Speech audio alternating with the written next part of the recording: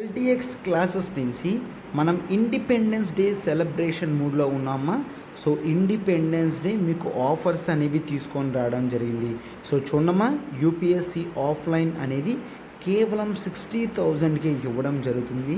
And UPSC online కేవలం మీకు 50,000కి ఇవ్వడం జరుగుతుందమ్మా.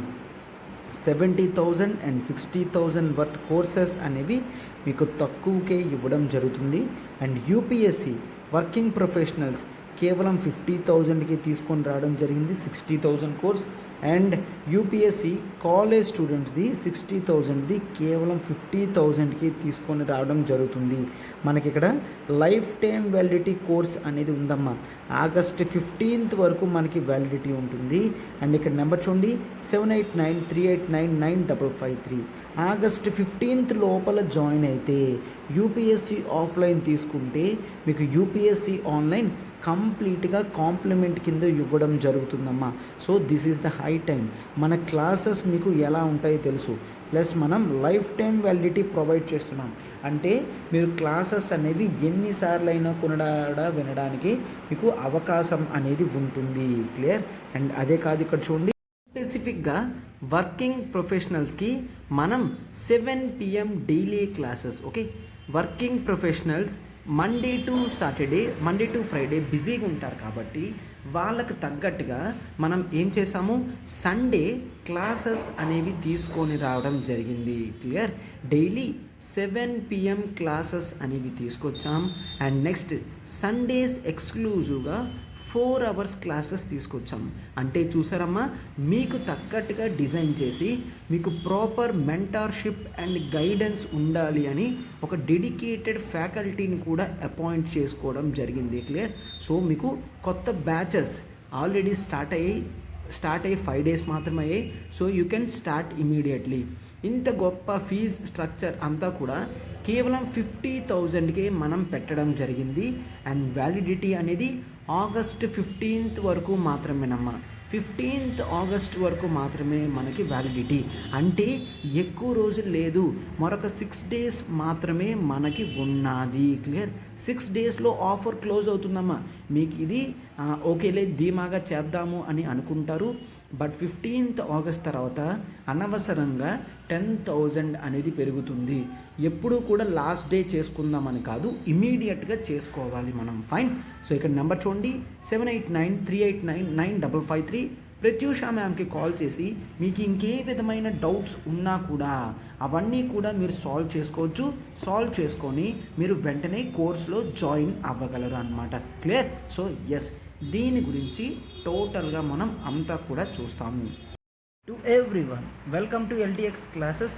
మనం ఈరోజు ద హిందూ అనాలిసిస్లో మనం డేట్ 09/8/2022 యూపీఎస్సి రిలవెంటెడ్ ఆర్టికల్స్ అన్నీ కూడా నీట్గా 1 by 1 బ్యాక్గ్రౌండ్తో చూడమ్మా.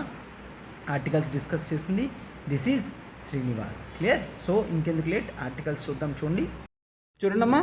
మనం ఇండిపెండెన్స్ డే సెలబ్రేషన్లో ఒక కొత్త ప్యాకేజ్ అండ్ ఎలిమెంట్ అనేది యాడ్ చేయడం జరిగింది. ఒక్కసారి మీరు అబ్జర్వ్ చేస్తే ఇప్పుడు మీకు ఆప్షనల్ ఇన్ఫినిటీలో కేవలం ఆప్షనల్స్ మాత్రమే కాదు, టెస్ట్ సిరీస్ వర్త్ 10,000. ఈ పక్కన పోస్టర్ ఉంది చూసారు, అది కూడా చెప్తాను చూడండి. టెస్ట్ సిరీస్ వర్త్ 10,000 కూడా మీకు ఈ 22,500లోనే ఇంక్లూడ్ అయి ఉంటుంది. క్లియర్? సో ఇక్కడ చూడండి 7893899553. ప్రత్యూష మ్యామ్కి కాల్ చేసి వెంటనే పూర్తి వివరాలు మీరు కనుక్కోగలరు. మనం ఆప్షనల్స్ ఏం ఆప్ట్ చేస్తున్నాం చూడండి. Public administration, PSIR, sociology, anthropology launch చేస్తున్నాం అమ్మ. ఫస్ట్ ఆఫ్ ఆల్ మీకు ఆప్షనల్స్ అనేవి లైఫ్ టైం వ్యాలిడిటీ ఉంటుంది అండ్ అన్లిమిటెడ్ టైం యాక్సెసిబిలిటీ ఉంటుంది. అంటే మీరు క్వాలిఫై అయినంత వరకు కూడా మన సోర్సెస్ కానీ మన మెటీరియల్స్ కానీ క్లాసెస్ కానీ మీరు యూజ్ చేసుకోగలరు. వ్యాలిడిటీ కేవలం 6 days మాత్రమే ఉందమ్మా. కేవలం 6 days మాత్రమే ఉంది, గుర్తుంచుకోండి.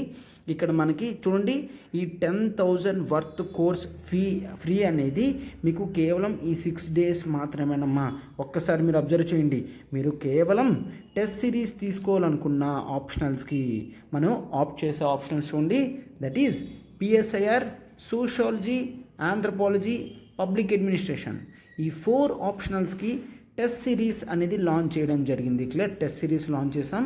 యూపీఎస్సి ఆప్షనల్స్కి అన్లిమిటెడ్ వీక్లీ టెస్ట్ ఉంటాయమ్మా. మీకు ఎక్కడైనా చాలా చోట్ల కేవలం 10 టెస్ట్ కానీ 15, 18 అలా మెథడ్లో తీసుకొస్తారు. బట్ మనం అన్లిమిటెడ్ టెస్ట్స్ అనేవి తీసుకొస్తున్నాం. Topic wise and grand tests కూడా ఉంటాయి. బ్యూటీ ఏంటి అంటే మీరు ఎగ్జామ్ రాసిన తర్వాత ఇవాల్యుయేషన్ చేయడం జరుగుతుంది, టెస్ట్ డిస్కషన్స్ జరుగుతాయి అండ్ ఫీడ్బ్యాక్ కూడా వెంటనే ప్రొవైడ్ చేస్తాము. క్లియర్. అండ్ మీరు ఇక్కడ చూడండి, కేవలం 10,000 రూపీస్ అన్నమ్మా. ఎవరైతే ఆప్షనల్స్ ఆల్రెడీ కంప్లీట్ చేశారో వాళ్ళు టెస్ట్ సిరీస్కి జాయిన్ అవ్వగలరు. లేదు ఫ్రెష్గా ఆప్షనల్ స్టార్ట్ చేస్తున్నారంటే మీకు అది కంప్లీట్గా ఫ్రీగా ఇవ్వడం జరుగుతుంది. క్లియర్. సో ఇక్కడ నెంబర్ చూడండి, 7893899553. ప్రత్యూష మ్యామ్కి కాల్ చేసి మీరు పూర్తి ఇన్ఫర్మేషన్ చూడగలరమ్మా. క్లియర్. సో చెప్తున్నాను చూడండి, ఎవరైతే కేవలం 6 డేసే ఉందమ్మా, కేవలం 6 డేస్ మాత్రమే ఉంది. డెడ్ లైన్ గుర్తుంచుకోండి. ఇది కంప్లీట్గా ఫ్రీ మీకు వస్తుంది. ఎవరైతే ఆప్షనల్ ఇన్ఫినిటీ తీసుకుంటారో టెస్ట్ సిరీస్ అందులోనే కలిపి వస్తాయి. ఈరోజు ఆర్టికల్స్ టు బీ ఎక్స్ప్లోర్డ్ ఏంటో చూడమ్మా. ఇంపార్టెంట్ ఆర్టికల్స్ అన్నీ కూడా మనం డిస్కస్ చేస్తాం. Launch a national tribal health mission, ఇదొక important editorial article. And next, no district level minority groups says supreme court చెప్తుంది డిస్ట్రిక్ట్ లెవెల్ మైనారిటీ గ్రూప్స్ కింద చేయలేము అని. And next, bill to set up carbon markets passed in Lok Sabha. Carbon market అంటే ఏంటి, అది bill pass అవ్వడం ఏంటి అంతా కూడా చూస్తాం. And next, house rocked over new electricity bill. Clear. కొత్త ఎలక్ట్రిసిటీ బిల్లు లోక్సభలో గందరగోళం వచ్చింది అని చెప్తున్నారు. And government plans system to scour dailies for public grievances. Clear. Public grievances అనేవి ఇక్కడ ప్రాబ్లమ్స్ వస్తున్నాయి అని చెప్తున్నారనమాట. క్లియర్. సో అయితే ఒక్కసారి ప్రతి ఆర్టికల్ కూడా నీట్గా 1 by 1 మనం డిస్కస్ చేసుకుందాం. జాగ్రత్తగా అబ్జర్వ్ చేయండి. బ్యాక్గ్రౌండ్తో చూద్దాం. మనం ఇండిపెండెన్స్ డే సెలబ్రేషన్ కావున ఎల్డిఎక్స్ క్లాసెస్ నుంచి మీరు ఎన్సీఆర్టీ ఫౌండేషన్ అనేది మనం ఆఫర్లో తీసుకొని రావడం జరిగిందమ్మా. లైఫ్ టైం వ్యాలిడిటీ ఉంటుంది. సో ఇక్కడ నెంబర్ చూడండి, 7893899553. ఈ నెంబర్కి కాల్ చేయగలరు. 15,000 రూపీస్ వర్త్ కోర్స్ కేవలం 10,000 రూపీస్కే మీకు ఇవ్వడం జరుగుతుంది. అండ్ వ్యాలిడిటీ అనేది 15th ఆగస్ట్ వరకు ఉన్నమా. 15th ఆగస్ట్ వరకు ఆఫర్ ఉంది. లైఫ్ టైం వ్యాలిడిటీ కాబట్టి మీకు మరింత బెనిఫిట్ అనేది దొరుకుతుంది ఇక్కడ. క్లియర్. ఎన్సీఆర్టీ అనేది ఎంత ఇంపార్టెంటో మీకు కూడా తెలుసు. అటువంటి ఇంపార్టెంట్ కోర్స్ అనేది మనం చాలా నీట్గా డీటెయిల్డ్గా లైన్ టు లైన్ డిస్కస్ చేయడం జరిగింది. సో ఇది మీకు మంచి ఆపర్చునిటీ అమ్మ, టాపిక్స్ అనేవి నీట్గా నేర్చుకోవడానికి. అండ్ ఒక్కసారి చూడండి, ఆప్షనల్ ఇన్ఫినిటీ అనేది మనం ఇక్కడ ప్రొవైడ్ చేస్తున్నాం. 1 course unlimited access to all the optionals అనేవి ప్రొవైడ్ చేస్తున్నాం. లైవ్ ప్లస్ రికార్డెడ్ క్లాసెస్ అనేది మనం ఆఫర్ చేస్తున్నామా. చూడండి, కేవలం 30,000ది 22,500 ఇన్స్టాంట్ డిస్కౌంట్ అనేది ఇవ్వడం జరుగుతుంది. అండ్ ఆప్షనల్ ఎంత క్రూషియల్లో మీకు తెలుసమ్మా. ఆప్షనల్ మార్క్స్ క్యారీస్ 500 మార్క్స్ వస్తాయి కాబట్టి ఎవరైతే ఆప్షనల్స్లో స్కోర్ చేయగలరో వాళ్ళు ర్యాంక్స్ కూడా కొట్టగలరు. క్లియర్. సో మనం అందుకనే ఇంపార్టెంట్ స్కోరింగ్ ఆప్షనల్స్ అన్నీ కూడా డీల్ చేస్తున్నామా. Public administration, PSIR, sociology, anthropology and Telugu literature. Clear. Anthropology వరకు మీరు చూసుకుంటే టాపిక్ అనేది నేనే డీల్ చేస్తున్నానమ్మా. మీకు 4 to 5 monthsలో సిలబస్ అనేది కంప్లీట్ అయిపోతుంది. అండ్ ఆ తర్వాత 3 to 4 times రివిజన్ కూడా జరుగుతుంది. క్లియర్. సో ఇక్కడ నెంబర్ చూడండి, 7893899553. ప్రత్యూష మ్యామ్కి కాల్ చేసి మీరు వెంటనే సబ్స్క్రిప్షన్ చేయగలరమ్మా. అండ్ ఇక్కడ చూడండి, మనకి లైఫ్ టైం వ్యాలిడిటీ అనేది ఉంటుంది. క్లియర్. లైఫ్ టైం వ్యాలిడిటీ ఉంటుంది కాబట్టి this is the high time to start our optionals. Clear. 15th August వరకు మాత్రమే వ్యాలిడిటీ కాబట్టి వెంటనే మీరు జాయిన్ అవ్వండి అమ్మా. క్లియర్. ఫస్ట్ ఆర్టికల్ చూడమ్మా, launch a national tribal health mission. Clear. So అయితే ఇక్కడ మనం క్లియర్గా చూస్తాము ఈ పార్ట్ అనేది దేన్ని రిప్రజెంట్ చేస్తుంది. యాక్చువల్లీ ఇది మనకి GS2లో ట్రైబల్ ఇష్యూస్ అనేవి చూస్తాము. క్లియర్, GS2 ట్రైబల్ ఇష్యూస్ చూస్తాము. అండ్ ఆ తర్వాత GS1 సొసైటీలో కూడా చూస్తాము, సొసైటీ. అండ్ ఆ తర్వాత both anthropology and sociology optional స్టూడెంట్స్కి కూడా important. Clear, sociology. Clear, both anthropology and sociology optional స్టూడెంట్స్కి కూడా ఈ ఆర్టికల్ అనేది చాలా important. And in general GS2 స్టూడెంట్స్కి కూడా ఇంపార్టెంట్ ఆర్టికల్. ఫైన్. సో అందుకనే మనం దీన్ని నీట్గా కవర్ చేద్దాము. అండ్ ఆథర్ ఇక్కడ ఏ ఉద్దేశంతో చెప్తున్నారో కూడా చూద్దాము, జాగ్రత్తగా అబ్జర్వ్ చేయండి. క్లియర్. సో ఆథర్ ఫస్ట్ ఏం చెప్తున్నారు, ఇప్పుడు మన ప్రెసిడెంట్ గారిని చూస్తే ఆమె ట్రైబల్కి సంబంధించిన women. Clear. So tribal empowerment ఉండడానికి ప్రెజెంట్ గవర్నమెంట్ ఆమెని ప్రెసిడెంట్ కింద తీసుకొచ్చారు, అవునా? సో అయితే this is the main time. Present Narendra Modi government tribals వైపు కాస్త పాజిటివ్గా ఉంటున్నారు. అంటే అర్థం ఏంటి, ట్రైబల్ ఎంపవర్మెంట్ని మెయిన్గా ఉద్దేశించి చేస్తున్నారు. క్లియర్. సో అందుకనే ఈరోజు ఏంటి, international day of world's indigenous people. Clear. So ఒకసారి చూడండి, international day of world's indigenous people. Clear, world's indigenous peoples. అంటే ఇండిజినస్ పీపుల్స్ అంటే ఏంటి, అక్కడే ఉండే పీపుల్ని ఇండిజినస్ అంటే ఎప్పటి నుంచో అక్కడే ఉంటున్నారు అంటే వాళ్ళని ఇండిజినస్ అంటారు. లేదు అంటే మైగ్రెంట్ పీపుల్ అని అంటాము. సో ఈరోజు international day of world's indigenous people day. So అందుకని ఒక స్మాల్ గెస్చర్గా అంటే వాళ్ళ మెయిన్ ప్రాబ్లం ఏంటని తీసుకుంటున్నాం, that is regarding the health. Tribal health issues అనేవి ఇప్పటికీ చాలా ప్రాబ్లమేటిక్గా ఉన్నాయి. సో అందుకనే అవన్నీ కూడా ప్రాబ్లమ్స్ ఏ విధంగా ఉన్నాయి అన్నీ కూడా జాగ్రత్తగా చెప్తాను, చూడండి అమ్మా. అయితే ఇక్కడ చూడండి, ట్రైబల్ పీపుల్ మనం 2011 సెన్సస్ తీసుకున్నాము అంటే వాళ్ళ పాపులేషన్ అనేది ఇండియాలో 11 crore పాపులేషన్ 2011 సెన్సస్కి ఉన్నారు. అంటే అప్పటి పాపులేషన్ రేషియో చూస్తే వాళ్ళు 8.6% ఉన్నారు. ఎవరు, ఎస్టీ కేటగిరీ పీపుల్ జనరల్గా 8.6% పీపుల్ ఉన్నారు. అండ్ మీరు ప్రపంచంలో ఏ దేశం చూసినా కూడా ఇండియా అనేది ట్రైబల్ పాపులేషన్ హోల్డింగ్లో second largest number of tribal people ఇండియాలో ఉండడం జరిగింది. క్లియర్. సో ఇప్పుడు మనం ఖచ్చితంగా ఈ టైంలో కొన్ని స్టడీస్ అనేవి చేసి వాళ్ళ హెల్త్ ఇష్యూస్ అనేవి ఎక్కడి దాకా ఉన్నాయో చూసుకుంటూ వాటిని మెరుగుపరచడానికి ఎక్కువ రోల్ అనేది తీసుకోవాలి. ఫైన్. అయితే రీసెంట్గా ఒక స్టడీ అనేది వచ్చింది. ఏంటి, ఎక్కడ వచ్చిందమ్మా, ది ల్యాన్సెట్. క్లియర్, ల్యాన్సెట్లో వచ్చింది. టైటిల్ ఏంటి, indigenous and tribal peoples. Clear, indigenous and tribal peoples health. Clear. So indigenous tribal peoples health 2016 చూస్తాము. క్లియర్గా వీళ్ళు చెప్తున్నారు ఏంటి, కోర్స్ ఇప్పటికీ కూడా ఇండియాలో ట్రైబల్ పీపుల్కి second highest infant mortality rate అనేది ఉంది. క్లియర్, ఇన్ఫాంట్ మోర్టాలిటీ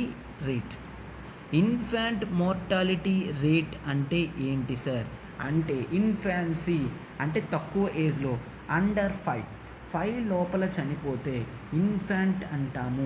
మోర్టాలిటీ అంటే చనిపోవడం. ఓకే, సో ఎక్కువ మంది అండర్ 5 ఏజ్లోనే చనిపోతున్నారు. వరల్డ్లో సెకండ్ ప్లేస్లో ఉన్నాము. మరి ఫస్ట్ ఎవరమ్మా, first being Pakistan. Clear, Pakistan first. Tribal people infant మోర్టాలిటీలో ప్రపంచంలో ఫస్ట్ పాకిస్తాన్ ఉంటే సెకండ్ ప్లేస్లో ఇండియా ఉన్నది. అవునా, అంటే ఇక్కడ ట్రైబల్ వెల్ఫేర్ కాదు, వాళ్ళ ప్రాబ్లమ్స్ గురించి చెప్తున్నాను కాబట్టి ఇక్కడ ఇది అంత మంచిది కాదు అని చెప్తున్నారు అనమాట. క్లియర్. సో అయితే కొన్ని ఫైండింగ్స్ అండ్ రిపోర్ట్స్ కూడా ఉన్నాయి. కేర్ఫుల్గా అవన్నీ కూడా నీట్గా డీటెయిల్డ్గా చూద్దాము. ఓకేనా. సో అయితే ఒక్కసారి చూడండి. అండ్ ఈరోజే ఒక 2018 అంటే 2022 కదా, 4 years back first national report అనేది రావడం జరిగింది. దేని మీదమా? It is regarding the state of India's tribal peoples health. Clear. ఆ రిపోర్ట్ ఏంటి? 2018లో state of India's tribal peoples health. అవునా. సో అయితే ఇది ఎవరిచ్చారు? గవర్నమెంట్ ఒక ఎక్స్పర్ట్ కమిటీని పెట్టడం జరిగింది ట్రైబల్ హెల్త్ మీద. వాళ్ళు ఈ రిపోర్ట్ అనేది ఇచ్చారు. ఆ ఎక్స్పర్ట్ కమిటీ, క్లియర్, ఆ ఎక్స్పర్ట్ కమిటీ 13 మెంబర్స్ ఉన్నారమ్మా. క్లియర్. ఆ 13 మెంబర్స్ కూడా ministry of health and family వెల్ఫేర్కి అండ్ మినిస్ట్రీ ఆఫ్ ట్రైబల్ వెల్ఫేర్కి ఈ రిపోర్ట్ అనేది సబ్మిట్ చేయడం జరిగింది. ఎందుకు? ఆ 2 మినిస్ట్రీస్ కలిపి వీళ్ళని అపాయింట్మెంట్ రిక్వెస్ట్ చేశారు. కమిటీ అనేది ఎస్టాబ్లిష్ అయ్యేటట్టు చేశారు. క్లియర్. సో అయితే ఇప్పుడు ఆథర్ ఎవరున్నారో ఆ కమిటీకి హెడ్ అన్నమాట. క్లియర్. అండ్ ఇతను నేషనల్ హెల్త్ మిషన్లో కూడా మెంబర్ సెక్రటరీగా చేశారు. సో అయితే వీళ్ళకి 5 years పట్టిందంట. ఏంటి? ఫుల్గా ఎవిడెన్స్తో కలెక్ట్ చేయడానికి టోటల్ ఇండియా మొత్తం కూడా ఒక నేషనల్ పిక్చర్ అనేది రావడానికి చాలా టైం అనేది పట్టింది. అండ్ ఈ పిక్చర్ అనేది బోత్ ప్యాథటిక్ అండ్ ప్రామిసింగ్ అని చెప్తున్నారు. అంటే ప్యాథటిక్ అంటే ఎస్, ఇక్కడ ప్రాబ్లం అనేది ఉంది కాబట్టి సిచ్యువేషన్స్, ట్రైబల్ సిచ్యువేషన్స్ అనేవి ప్యాథటిక్ అంటున్నారు. అండ్ ప్రామిసింగ్ అని ఎందుకు అంటున్నారు అంటే ఎస్, ప్రాబ్లమ్స్ ఉన్నప్పటికీ కూడా సొల్యూషన్స్ డోర్స్ కూడా ఓపెన్ అయ్యే ఉన్నాయి అని చెప్తున్నారనమాట. క్లియర్. సో అందుకనే కొన్ని మేజర్ ఫైండింగ్స్ అనేవి ఆ రిపోర్ట్ చెప్తుంది. ఒక్కసారి జాగ్రత్తగా అబ్జర్వ్ చేయండి అమ్మా. నెంబర్స్ పెట్టుకొని వరుసగా వెళ్తాను, మీరు కూడా జాగ్రత్తగా రాసుకోండి.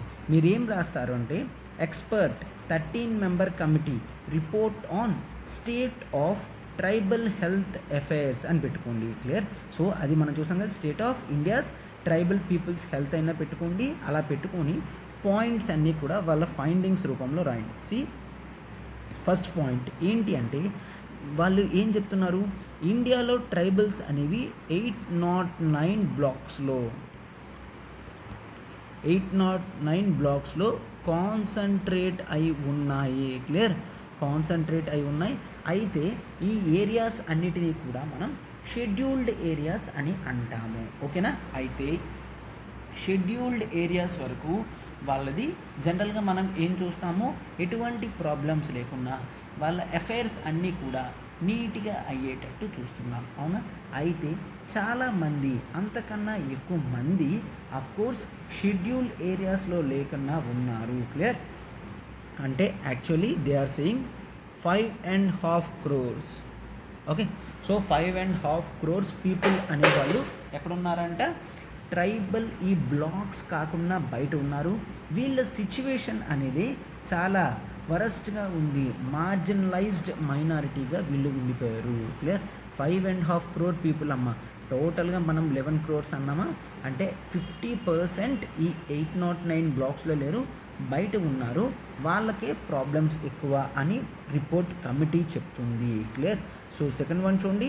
సెకండ్ వన్ ఏంటి అంటే health status of tribal people అనేది లాస్ట్ 25 years కన్నా బాగుంది అని చెప్తున్నారనమాట. ఎందుకు?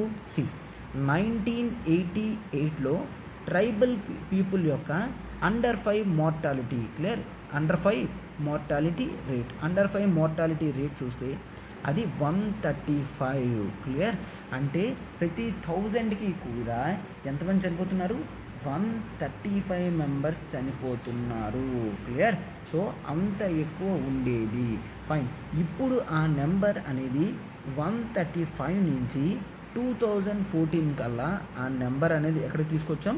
అఫ్కోర్స్ 257కి తీసుకొని రావడం జరిగింది. అవునా.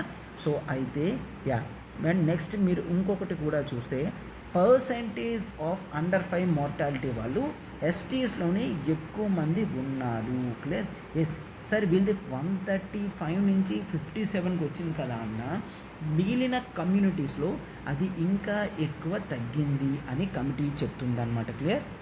అండ్ థర్డ్ కూడా ఏం చెప్తుంది అంటే ఇండియాలో చైల్డ్ మాల్ న్యూట్రిషన్ తీసుకుంటే, క్లియర్, చైల్డ్ మాల్ న్యూట్రిషన్ అంటే న్యూట్రిషన్ స్టేటస్ ఆఫ్ ఆ చైల్డ్ తీసుకుంటే మిగిలిన కంట్రీస్ కన్నా 50% హయ్యర్ ట్రైబల్స్లోనే చూస్తాము. అండ్ ఇండియాలో కూడా మిగిలిన కమ్యూనిటీస్ అండ్ సెక్షన్స్ కన్నా 50% హయ్యర్ అనేది ట్రైబల్ చిల్డ్రన్లో ఉంది అని మనం చూస్తామన్నమాట. క్లియర్. అండ్ నెక్స్ట్ ఆ కమిటీ ఇచ్చిన 4th రిపోర్ట్ చూస్తే, క్లియర్, సి కంపేర్డ్ టు మిగిలిన వాళ్ళతో చూస్తే అండ్ మలేరియా ప్రాబ్లమ్స్ కానీ అండ్ ట్యూబర్క్యులోసిస్ ప్రాబ్లమ్స్ కానీ ఎంత నుంచి ఎంతవరకు ఉన్నాయి, 3 to 11 times. Clear. 3 to 11 times more common. Clear. అంటే మిగిలిన కమ్యూనిటీస్తో చూస్తే వీళ్ళ దగ్గర 3 to 11 టైమ్స్ మోర్ కామన్. అంటే ఇక్కడ 10 మెంబర్స్కి ఉంటే అక్కడ 30 మెంబర్స్ నుంచి 110 మెంబర్స్కి ఎక్కువ ఉంటుందన్నమాట. అందుకని వీళ్ళు జనరల్గా ఏం చూస్తున్నారు, half of the total malaria deaths అనేవి ఇండియాలో ట్రైబల్ పీపుల్కే జరుగుతుంది. ఓకే, ఎందుకు 3 to 11 టైమ్స్ ఎక్కువ. అండ్ వీళ్ళ పాపులేషన్ కూడా ఇండియాలో 8.6 కాబట్టి టోటల్గా మలేరియా డెత్స్ అనేవి 50% of malaria deaths 50% of malaria deaths ఈ ట్రైబల్ పీపుల్లోనే మనం చూస్తాము. అంటే ఈ 4-5 పాయింట్స్ కూడా the grave situation of tribal people అనేది చెప్తుంది. ఇంకా రిపోర్ట్ ఏం చెప్తుంది, కేవలం malaria, TB, child mall nutrition మాత్రమే కాదు, ఇంకా నాన్ కమ్యూనికబుల్ డిసీజెస్. ఓకే, కొన్ని నాన్ కమ్యూనికబుల్ డిసీజెస్ అయినా వాళ్ళకి హైపర్ టెన్షన్ కానీ, క్లియర్, హైపర్ టెన్షన్ అండ్ వాళ్ళ ఫుడ్ ప్యాటర్న్ సరిగ్గా లేకపోవడం వల్ల డయాబెటీస్ కానీ అండ్ మెంటల్ హెల్త్ ప్రాబ్లమ్స్ కానీ, డిప్రెషన్స్ కానీ and drug addiction and alcohol addiction కూడా వాళ్ళకి ఎక్కువగానే ఉంటుంది. సో అందుకని సూసైడల్ రేట్స్ కానీ ఇవన్నీ కూడా వాళ్ళ హెల్త్ అండ్ సర్వైవల్ ఆఫ్ ట్రైబల్స్కి ప్రాబ్లమ్స్ తీసుకొస్తున్నాయి. సో చూసారు కదమ్మా, ఇక్కడ ఈ 5 ప్రాబ్లమ్స్ కూడా కమిటీ అనేది చెప్పడం జరిగింది. ఇంకా కొన్ని ప్రాబ్లమ్స్ చెప్పింది చూడండమ్మా. అయితే ట్రైబల్ పీపుల్ ఎక్కువ మంది ప్రైవేట్ హాస్పిటల్కి వెళ్ళలేరు కాబట్టి వాళ్ళకి ఓన్లీ సోర్స్ ఏంటమ్మా, government run public health institutions. అవునా, public health institutions. Clear. So అయితే పబ్లిక్ హెల్త్ ఇన్స్టిట్యూషన్స్లో వాళ్ళకి ఏమున్నాయి, primary health care centres, PHCs అనేవి ఉన్నాయి. అయితే ఇక్కడ మీరు జనరల్గా చూస్తే వీళ్ళ దగ్గర ఫెసిలిటీస్ అనేవి 27% నుంచి 40% దాకా ఫెసిలిటీస్ అనేవి లేవు. Clear. The lakh the facilities 27% to 40%. And ఆ తర్వాత మెడికల్ డాక్టర్స్ చూస్తే నెంబర్ ఆఫ్ డాక్టర్స్, ఇవన్నీ facilities. If you go for doctors ఒకవేళ చూసామంటే 33% నుంచి 84% దాకా డాక్టర్స్ అనేవాళ్ళు ట్రైబల్ ఏరియాస్లో లేరు. So government health care for tribal అనేది చాలా నెగ్లిజిబుల్ స్టేజ్లో ఉంది. గవర్నమెంట్ ఫండింగ్ లేకపోవడం వలన అండ్ అక్కడ ప్రాపర్ ఫెసిలిటీస్ లేవు, అలాంగ్ విత్ డాక్టర్స్ కూడా లేరు. సో ఇదంతా కూడా ఈ సిచ్యువేషన్ అనేది చాలా డీమోరలైజ్డ్గా అండ్ ఇన్ఎఫిషియెంట్గా కనిపిస్తుంది. అవునా. అండ్ ఇదే కాదమ్మా, 7th ప్రాబ్లం ఒకసారి చూస్తే వాళ్ళ పార్టిసిపేషన్ అనేది స్టేట్ లెవెల్లో కానీ నేషనల్ లెవెల్లో కానీ లేదు. ఏ పార్టిసిపేషన్ అమ్మా, ట్రైబల్ పాపులేషన్, ట్రైబల్ పీపుల్కి తీసుకొచ్చిన స్కీమ్స్లో డిజైనింగ్లో కానీ ప్లానింగ్లో కానీ అండ్ డెలివరింగ్ ఆఫ్ సర్వీసెస్లో కానీ ఎక్కడ కూడా ట్రైబల్ పీపుల్ని మనం ఇన్వాల్వ్ చేయలేదు. క్లియర్? అందుకనే ప్రాబ్లం వస్తుంది. సార్ అయితే ఇంతవరకు ఈ ఇష్యూస్ అనేవి సాల్వ్ చేయడానికి ఎటువంటి స్కీమ్స్ కూడా గవర్నమెంట్ వెళ్ళలేదా అంటే no. There is something that is called TSP అని అంటాము. అంటే tribal sub plans. Clear? Tribal sub plans అని అంటాము. టిఎస్పీస్ అంటే ట్రైబల్ సబ్ ప్లాన్స్ అని అంటాము. ట్రైబల్ సబ్ ప్లాన్స్ అనేవి ముందు నుంచి తీసుకొని రావడం జరిగింది.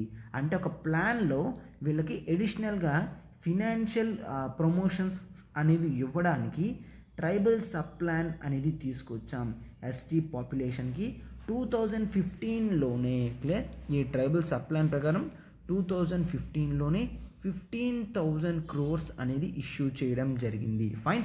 సో అయితే ఇది ఏమాత్రం కూడా సరిపోదు. ఎందుకంటే ఇది ఎందుకు ఖర్చు పెట్టారు, ఏ విధంగా ఖర్చు పెట్టారు, ఎటువంటి అకౌంటబిలిటీ కూడా లేకున్నా ఇది ఎక్స్పెన్సెస్ అనేది జరిగిందనమాట.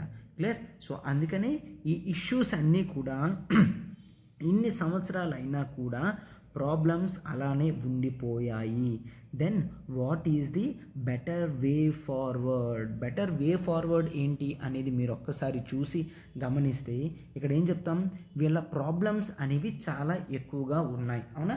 సో అందుకని 3 మోస్ట్ ఇంపార్టెంట్ రికమెండేషన్స్ అనేవి అక్కడ వాళ్ళు ఆ కమిటీ చెప్పడం జరిగింది. క్లియర్? సో ఆ రికమెండేషన్స్ చూడండి.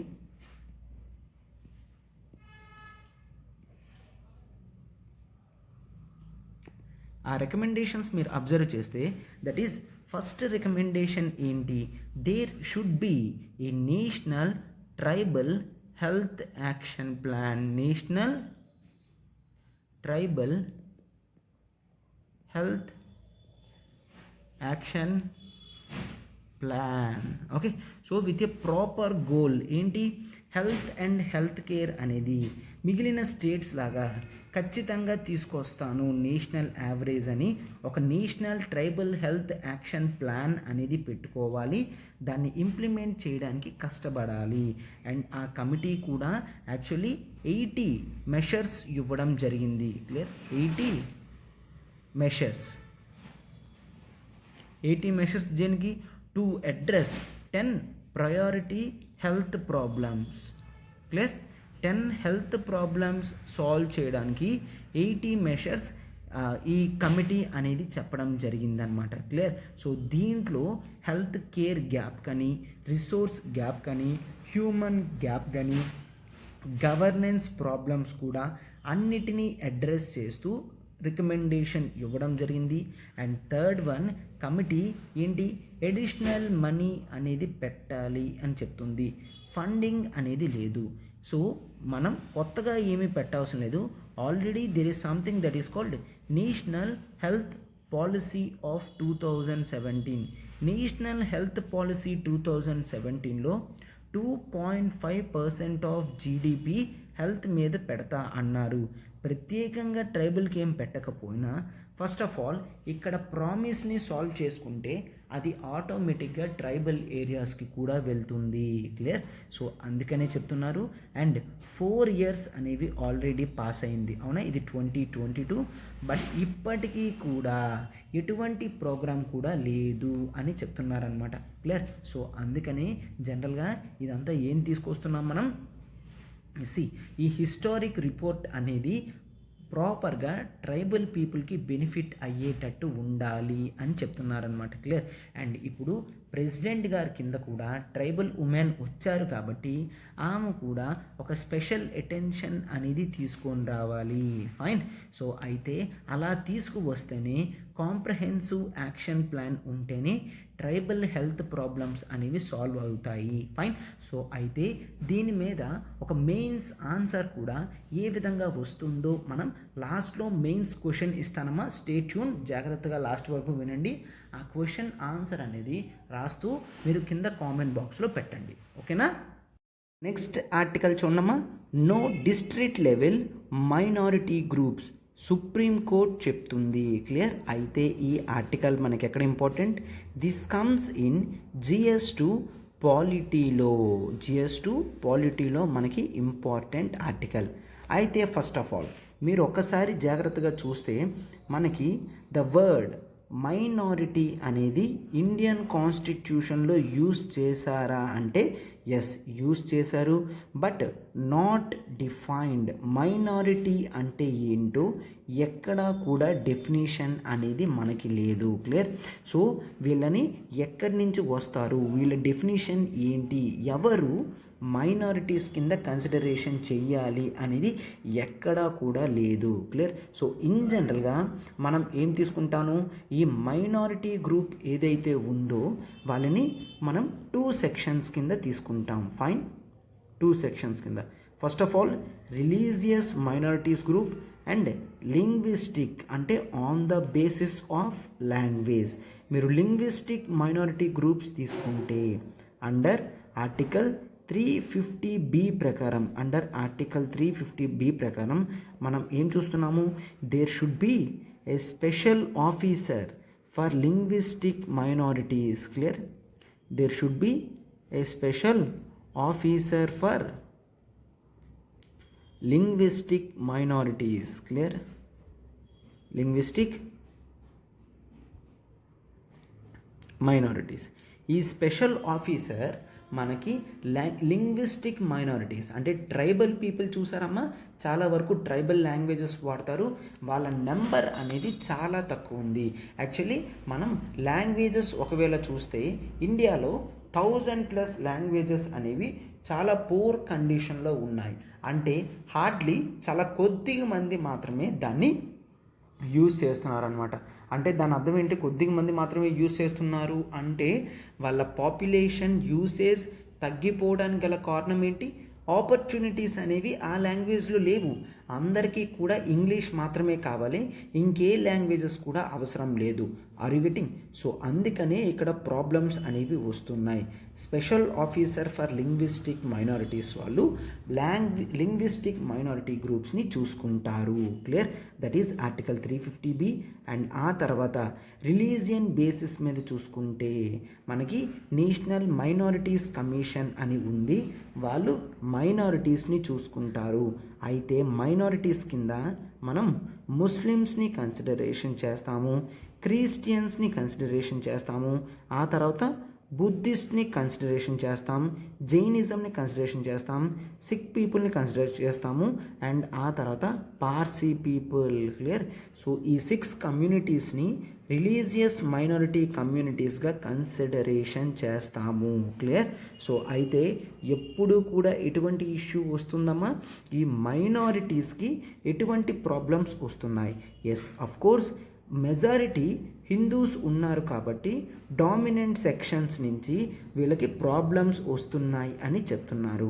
అయితే ఇండియన్ కాన్స్టిట్యూషన్ ప్రకారం మనం ఆర్టికల్ 29 అండ్ ఆర్టికల్ 30 వీళ్ళకి ప్రొటెక్షన్ కింద ఇవ్వడం జరిగింది. ప్రొటెక్షన్ కింద అంటే అర్థం ఏంటి, ఆర్టికల్ 29 ప్రకారం ఎనీ సెక్షన్ ఆఫ్ సిటిజన్ వాళ్ళ లాంగ్వేజ్ కానీ, వాళ్ళ కల్చర్ కానీ, వాళ్ళ స్క్రిప్ట్ కానీ అన్నిటినీ కూడా ప్రొటెక్ట్ చేసుకోవచ్చు, కన్జర్వ్ చేసుకోవచ్చు, ప్రమోట్ చేసుకోవచ్చు. ఎనీ సెక్షన్ ఆఫ్ సిటిజన్ అని ఆర్టికల్ 29లో రాసింది.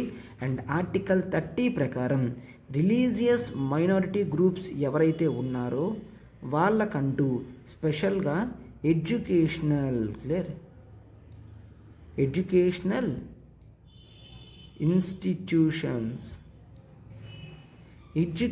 ఇన్స్టిట్యూషన్స్ అనేవి ఎస్టాబ్లిష్ చేసుకోవచ్చు. ఫర్ ఎగ్జాంపుల్ మీరు ఒకసారి చూసినట్టయితే క్రిస్టియన్ మిషనరీ స్కూల్స్ ఉంటాయి కదమ్మా, ఈ క్రిస్టియన్ మిషనరీ స్కూల్స్ అనేవి ఆర్టికల్ 30 ప్రకారం వాళ్ళ కల్చర్ని కాపాడుకోవడానికి, అంటే క్రిస్టియన్స్ మైనారిటీస్ కాబట్టి వాళ్ళని వాళ్ళు పరిరక్షించుకోవాలి అని చూస్తారు కాబట్టి వాళ్ళకి ఆ ఎక్స్ట్రా రోల్ అనేది ఇవ్వడం జరిగింది. ఆర్టికల్ 29 ప్రకారం మాత్రం వాళ్ళ లాంగ్వేజ్ని కాపాడుకోవాలనుకున్నా, వాళ్ళ కల్చర్ని కాపాడుకోవాలనుకున్నా, వాళ్ళ స్క్రిప్ట్ని కాపాడాలనుకున్నా, స్క్రిప్ట్ అంటే ఏంటమ్మా, వాళ్ళ రిటర్న్ స్టైల్ అన్నమాట. అంటే వాళ్ళు ఏ విధంగా రాస్తున్నారో క్లియర్గా మనం చూస్తాం. ఫైన్, వాళ్ళు ఏ విధంగా రాస్తున్నారంట, ఏ విధంగా రాసినా కూడా వాటిని ప్రమోట్ చేయడానికి మనం ఖచ్చితంగా హెల్ప్ చేస్తాము అని ఆర్టికల్ 29 ఫండమెంటల్ రైట్ ఇవ్వడం జరిగింది. అంటే మీరు మీ స్క్రిప్ట్ అనేది ప్రమోట్ చేసుకున్నప్పుడు, మీ లాంగ్వేజ్ని ప్రొటెక్ట్ చేస్తున్నప్పుడు ఎవరైనా కాదు అంటే మీరు సుప్రీంకోర్టులో కూడా కేసు వేసే విధంగా దీన్ని ఫండమెంటల్ రైట్స్లో పెట్టడం జరిగిందనమాట. Clear? Yes. So both linguistic minority గ్రూప్స్కి, రిలీజియస్ మైనారిటీ గ్రూప్స్కి కూడా హెల్ప్ చేయడం జరిగింది. అయితే ప్రాబ్లం ఎక్కడొచ్చింది? ఇండియా మొత్తం కూడా మైనారిటీస్ ఎవరు అంటే ఇంతవరకు కేవలం సెంట్రల్ గవర్నమెంట్ మాత్రమే డిసైడ్ చేసేది. క్లియర్? సో అయితే రీసెంట్ సుప్రీంకోర్టు ఏం చెప్పింది, ఈవెన్ స్టేట్ పీపుల్ కూడా వాళ్ళ లింగ్విస్టిక్ మైనారిటీస్ కాదు, రిలీజియస్ మైనారిటీస్ ఎవరు వస్తున్నారు అనేది చెప్పుకోవచ్చు. ఎందుకు? ఆల్ ఓవర్ ఇండియా మీద చూసినప్పుడు ముస్లిమ్స్ మైనారిటీస్, బట్ ఒక్కసారి లక్షద్వీప్ ఐలాండ్స్లో చూశారు అంటే వాళ్ళ నెంబరే ఎక్కువ ఉంటుంది. మోర్ దెన్ 95% పీపుల్ అక్కడ ముస్లిమ్స్. అవునా? సో అయితే అక్కడ డామినెంట్ సెక్షన్ అనేవాళ్ళు ఎవరు ఉంటున్నారు? హిందూస్ మైనారిటీస్ కింద ఉంటున్నారు, ముస్లిమ్స్ మెజారిటీస్ కింద ఉంటున్నారు. సో అటువంటి ప్రాబ్లం రాకూడదు అని చెప్పి జనరల్గా చాలామంది పిటిషన్స్ వేయడం జరిగింది. మీరు అఫ్కోర్స్ హిందూస్ని మెజారిటీ పీపుల్గా కన్సిడరేషన్ చేస్తున్నారు, మేము యాక్సెప్ట్ చేస్తాం. బట్ నార్త్ ఈస్ట్ స్టేట్స్లోని లక్షద్వీప్, అండమాన్ నికోబార్ ఐలాండ్స్లో హిందూస్ చాలా తక్కువ ఉన్నారు. ఈవెన్ స్టేట్ లెవెల్లో కూడా మైనారిటీ సెక్షన్స్ని పెడితే వాళ్ళకి ఆర్టికల్ 29 అండ్ ఆర్టికల్ 30 అనేది అప్లై అవుతుంది. వాళ్ళు కూడా వాటిని ప్రమోట్ చేసుకోవచ్చు. ఏవైనా ఇష్యూస్ వస్తే డైరెక్ట్ హైకోర్టు కానీ సుప్రీంకోర్టుకి వెళ్తారు అని రీసెంట్గా ఒక పిటిషన్ వస్తే yes of course supreme court accepted that. But అయితే ఇప్పుడేం జరుగుతుంది? ఇప్పుడు కొత్తగా వీళ్ళు ఏం అడుగుతున్నారు, ఈవెన్ డిస్ట్రిక్ట్ లెవెల్లో కూడా మైనారిటీ గ్రూప్స్ కింద కావాలి అని అడుగుతున్నారు. సో సుప్రీంకోర్టు మీరే కాబట్టి మీరే ఎటువంటి గైడ్ లైన్స్ అయినా కూడా, ఆర్ ఫర్ ఎగ్జాంపుల్ ఎటువంటి జనరల్ ఆర్డర్స్ అయినా కూడా మీరు ఇష్యూ చేయండి. సో మీరు ఆర్డర్స్ ఇష్యూ చేస్తే అందరూ పాటిస్తారు అని చెప్పడం జరిగింది. బట్ సుప్రీంకోర్టు ఏం చెప్తుంది? ఫస్ట్ ఆఫ్ ఆల్ స్టేట్ లెవెల్లో అంటే క్లియర్గా ప్రూవ్ అయింది. ఏంటని? మైనారిటీ సెక్షన్స్ వాళ్ళు ఎక్కువ మంది ఉన్నారు. కొన్ని యూనియన్ టెరిటరీస్ లైక్ లక్షద్వీప్ కానీ, నార్త్ ఈస్ట్లో నాగాల్యాండ్, మణిపూర్, మిజోరాం ఏరియాస్లో. బట్ ఎక్కడ మీరు డిస్ట్రిక్ట్ లెవెల్ మైనారిటీస్ని కూడా చూపిస్తున్నారు అంటే అర్థం ఏంటి? అంటే సెంట్రల్ లెవెల్ అది ఖచ్చితంగా ఉంటుంది, స్టేట్ లెవెల్ కూడా ఓకే చేసాము, ఈవెన్ డిస్ట్రిక్ట్ లెవెల్ కూడా అంటే చాలా కష్టం. డిస్ట్రిక్ట్ లెవెల్లో అలా అవ్వదు అని సుప్రీంకోర్టు చెప్తుందన్నమాట. ఎందుకు అవ్వదంటే నేను అటువంటి ఆర్డర్స్ నేను పాస్ చేయలేను without any concrete evidence. Clear? మిగిలిన వాటికి మీరు ఎవిడెన్సెస్ తీసుకొచ్చారు కాబట్టి నేను యాక్సెప్ట్ చేశాను. ఇప్పుడు మీరు కాంక్రీట్ ఎవిడెన్సెస్ అనేవి even district level minority groups కింద మీరు తీసుకొచ్చినా కూడా దాన్ని నేను యాక్సెప్ట్ చేస్తాను అని చెప్తున్నారనమాట. క్లియర్? సో ప్రాపర్ డేటా లేకుండా మీరు ఏదో ఒక చోట రెండు చోట్ల చూసి మొత్తం ఇండియా మొత్తం ఇలానే అవుతుంది అని ఇలా స్టేట్మెంట్స్ అనేది ఇవ్వద్దు అని సుప్రీంకోర్టు క్లియర్గా చెప్తుందన్నమాట. సో టోటల్గా ఎవరు ఏదైనా కూడా ఇన్ఫర్మేషన్ తెలుసుకున్నప్పుడు కాంక్రీట్ ఎవిడెన్సెస్తో సుప్రీంకోర్టుకి ఇస్తేనే కోర్ట్ యాక్సెప్ట్ చేస్తుంది, లేదంటే యాక్సెప్ట్ చేయదు. ఫైన్. సో అందుకనే ఇదంతా కూడా మనం క్లియర్గా చూస్తాం.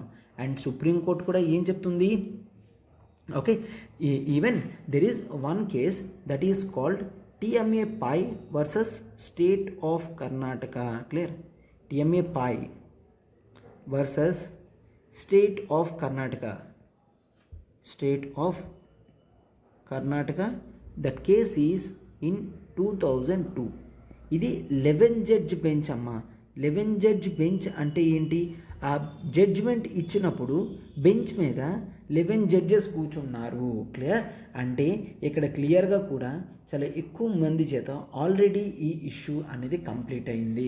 అక్కడ ఏం చెప్తున్నారు, ఆ TMA Pai versus state of కర్ణాటకలో స్టేట్ గవర్నమెంట్స్ కూడా వాళ్ళ వరకు వాళ్ళు మైనారిటీ గ్రూప్స్ ఎవరు కింద వస్తారు అని డిస్కస్ చేసుకోగలరు.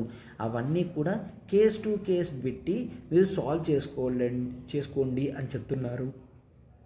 క్లియర్?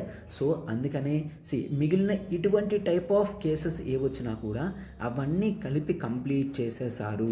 అండ్ హిందూయిజం కానీ, బహాయిజం కానీ, జుడాయిజం కానీ ఇవన్నీ లదాఖ్లోని, మిజోరాంలోని, లక్షద్వీప్లోని, కాశ్మీర్లోని, నాగాల్యాండ్, మేఘాలయ, అరుణాచల్ ప్రదేశ్, పంజాబ్ అండ్ హర్యానా వీటన్నిటిలో కూడా హిందూస్ చాలా మైనారిటీస్ కింద ఉన్నారు.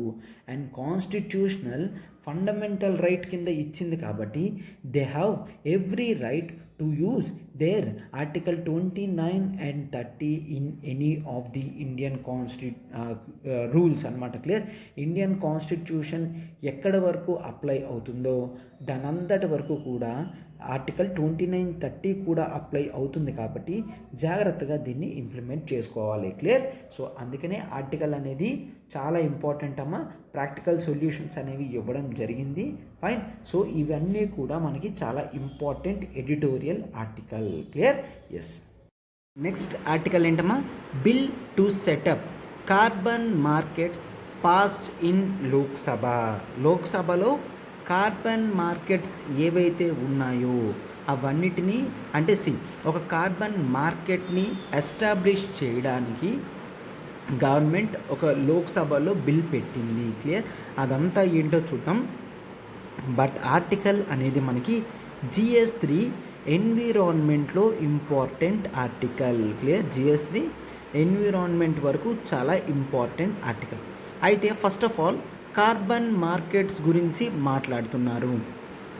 You should know the effects of carbon dioxide. Clear?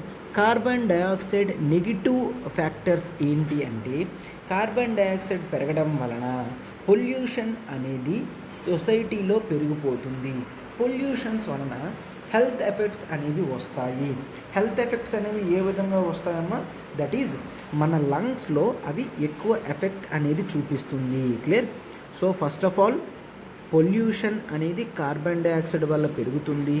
And దీని వలన మనకి హెల్త్ ఎఫెక్ట్స్ అనేవి వస్తున్నాయి. లంగ్స్లో కార్బన్స్ స్టోర్ అయిపోవడం వలన లంగ్స్ తన ఎఫెక్ట్ అనేది తగ్గిపోతుంది. ఓవరాల్ హెల్తీ లైఫ్ అనేది తగ్గిపోతుంది. ఓవరాల్ లైఫ్ ఎక్స్పెక్టెన్సీ కూడా తగ్గిపోతుంది. లైఫ్ ఎక్స్పెక్టెన్సీ అంటే ఎన్ని సంవత్సరాలు మనం బ్రతికి ఉంటాము అన్న నెంబర్ కంటిన్యూస్గా తగ్గిపోతుందన్నమాట. క్లియర్? సో అవన్నీ కూడా చూస్తాం. అండ్ ఆ తర్వాత కార్బన్ డయాక్సైడ్ వలన డీగ్లేషియేషన్ అవుతుంది. క్లియర్? డీగ్లేషియేషన్ అంటే ఏంటి, మంచు కరిగిపోతుంది అని చెప్తున్నారనమాట. మంచు కరిగిపోతే ఫ్రెష్ వాటర్ అవైలబిలిటీ అనేది తగ్గిపోతుంది. మంచు అనేది కరిగిపోతుంటే సీ లెవెల్స్ అనేవి పెరిగిపోతాయి. సీ లెవెల్స్ అనేవి పెరిగిపోతే ఆ సీ లెవెల్స్ దగ్గర ఉన్న ఐలాండ్స్ ఏవైతే ఉన్నాయో ఐలాండ్ కంట్రీస్ అవి సబ్మర్జ్ అయిపోతాయి. ఫర్ ఎగ్జాంపుల్ ఇప్పుడు మీరు శ్రీలంక లాంటి కంట్రీస్ తీసుకుంటే వాటర్ లెవెల్స్ పెరుగుతుంటే ఆ ఐలాండ్ కంట్రీస్ అనేవి క్లోజ్ అయిపోతాయి, సబ్మర్జ్ అయిపోతాయి. క్లియర్? అండ్ దీంతో మనం ఓవరాల్గా సొసైటీలో చూసే యావరేజ్ టెంపరేచర్స్ కూడా పెరిగిపోతాయి. యావరేజ్ టెంపరేచర్స్ పెరిగిపోతే మనకి ఏమవుతుంది, టోటల్గా మొత్తం న్యాచురల్ కెలామిటీస్ కూడా ఎక్కువ వస్తాయి. అంటే కార్బన్ డయాక్సైడ్ వలన గ్రీన్ హౌస్ ఎఫెక్ట్స్ వచ్చి టోటల్గా ఇన్ని ప్రాబ్లమ్స్కి దారితీస్తుంది. సో అందుకని మనం క్లియర్గా ఏం చూసుకున్నాం, 2016లో ప్యారిస్ పీస్ క్లైమేట్, ఓకే, 2015లో UNFCCC, okay, United Nations framework conservation on climate change, okay, UNFCCC మీటింగ్లో 2015 డిసెంబర్లో మనం ప్యారిస్ పీస్ గోల్ పెట్టుకున్నాము. క్లియర్? ప్యారిస్ గోల్ ప్రకారం 1.5 డిగ్రీ సెల్సియస్కి వీలైతే తగ్గించాలి, ఆర్ అట్లీస్ట్ 2 డిగ్రీస్ సెల్సియస్కి మనం యావరేజ్ టెంపరేచర్స్ అనేవి తగ్గించాలి అని గోల్ పెట్టుకున్నాం. అండ్ దానికి మనం ఇప్పుడు కష్టపడుతున్నాం అన్నమాట. క్లియర్? సో అయితే ఇవన్నీ చేయడానికి ఫస్ట్ కార్బన్ డయాక్సైడ్ ఎమిషన్స్ అనేవి తగ్గాలి అంటే ఫస్ట్ ఆఫ్ ఆల్ మనం ఎలక్ట్రిసిటీ కూడా చూస్తాము. ఎందుకు? స్టిల్ మనం 56% ఆఫ్ ఎలక్ట్రిసిటీ ప్రొడక్షన్ అనేది మనకి కోల్ నుంచి తయారవుతుంది. Coal is the main source for carbon dioxide emissions. అవునమ్మా? కోల్ మెయిన్ అన్నమాట. ఫైన్. సో మిగిలింది మాత్రమే నాన్ ఫాజిల్ ఫ్యూయల్స్ వస్తున్నాయి. So first of all electricity consumption తగ్గాలి అనడానికి మనకి ఇండియాలో ఒక యాక్ట్ ఉంది. దాన్ని ఎనర్జీ కన్జర్వేషన్ యాక్ట్ 2001 అని చూస్తాము. క్లియర్? Energy conservation act 2001. ఈ ఎనర్జీ కన్జర్వేషన్ యాక్ట్ ప్రకారం మనం కార్బన్ మార్కెట్స్ అలాంటివి actually first of all energy conservation act ప్రకారం ఎనర్జీ యూసేజ్ అనేది తగ్గించాలి, వాటిని కన్జర్వ్ చేయాలి. వాటిని ఎప్పుడైతే కన్జర్వ్ చేస్తామో ఎఫిషియన్సీ అనేది పెరుగుతుంది. ఎఫిషియన్సీ అనేది ఎప్పుడైతే పెరుగుతుందో మనం ఎక్కువ అమౌంట్ ఆఫ్ ఎనర్జీ యూజ్ చేయాల్సిన అవసరం లేకుండా తక్కువ ఎనర్జీతోనే మన నీడ్స్ అన్నీ కూడా సాటిస్ఫై అవుతాయి. క్లియర్? సో అర్థమైంది కదా?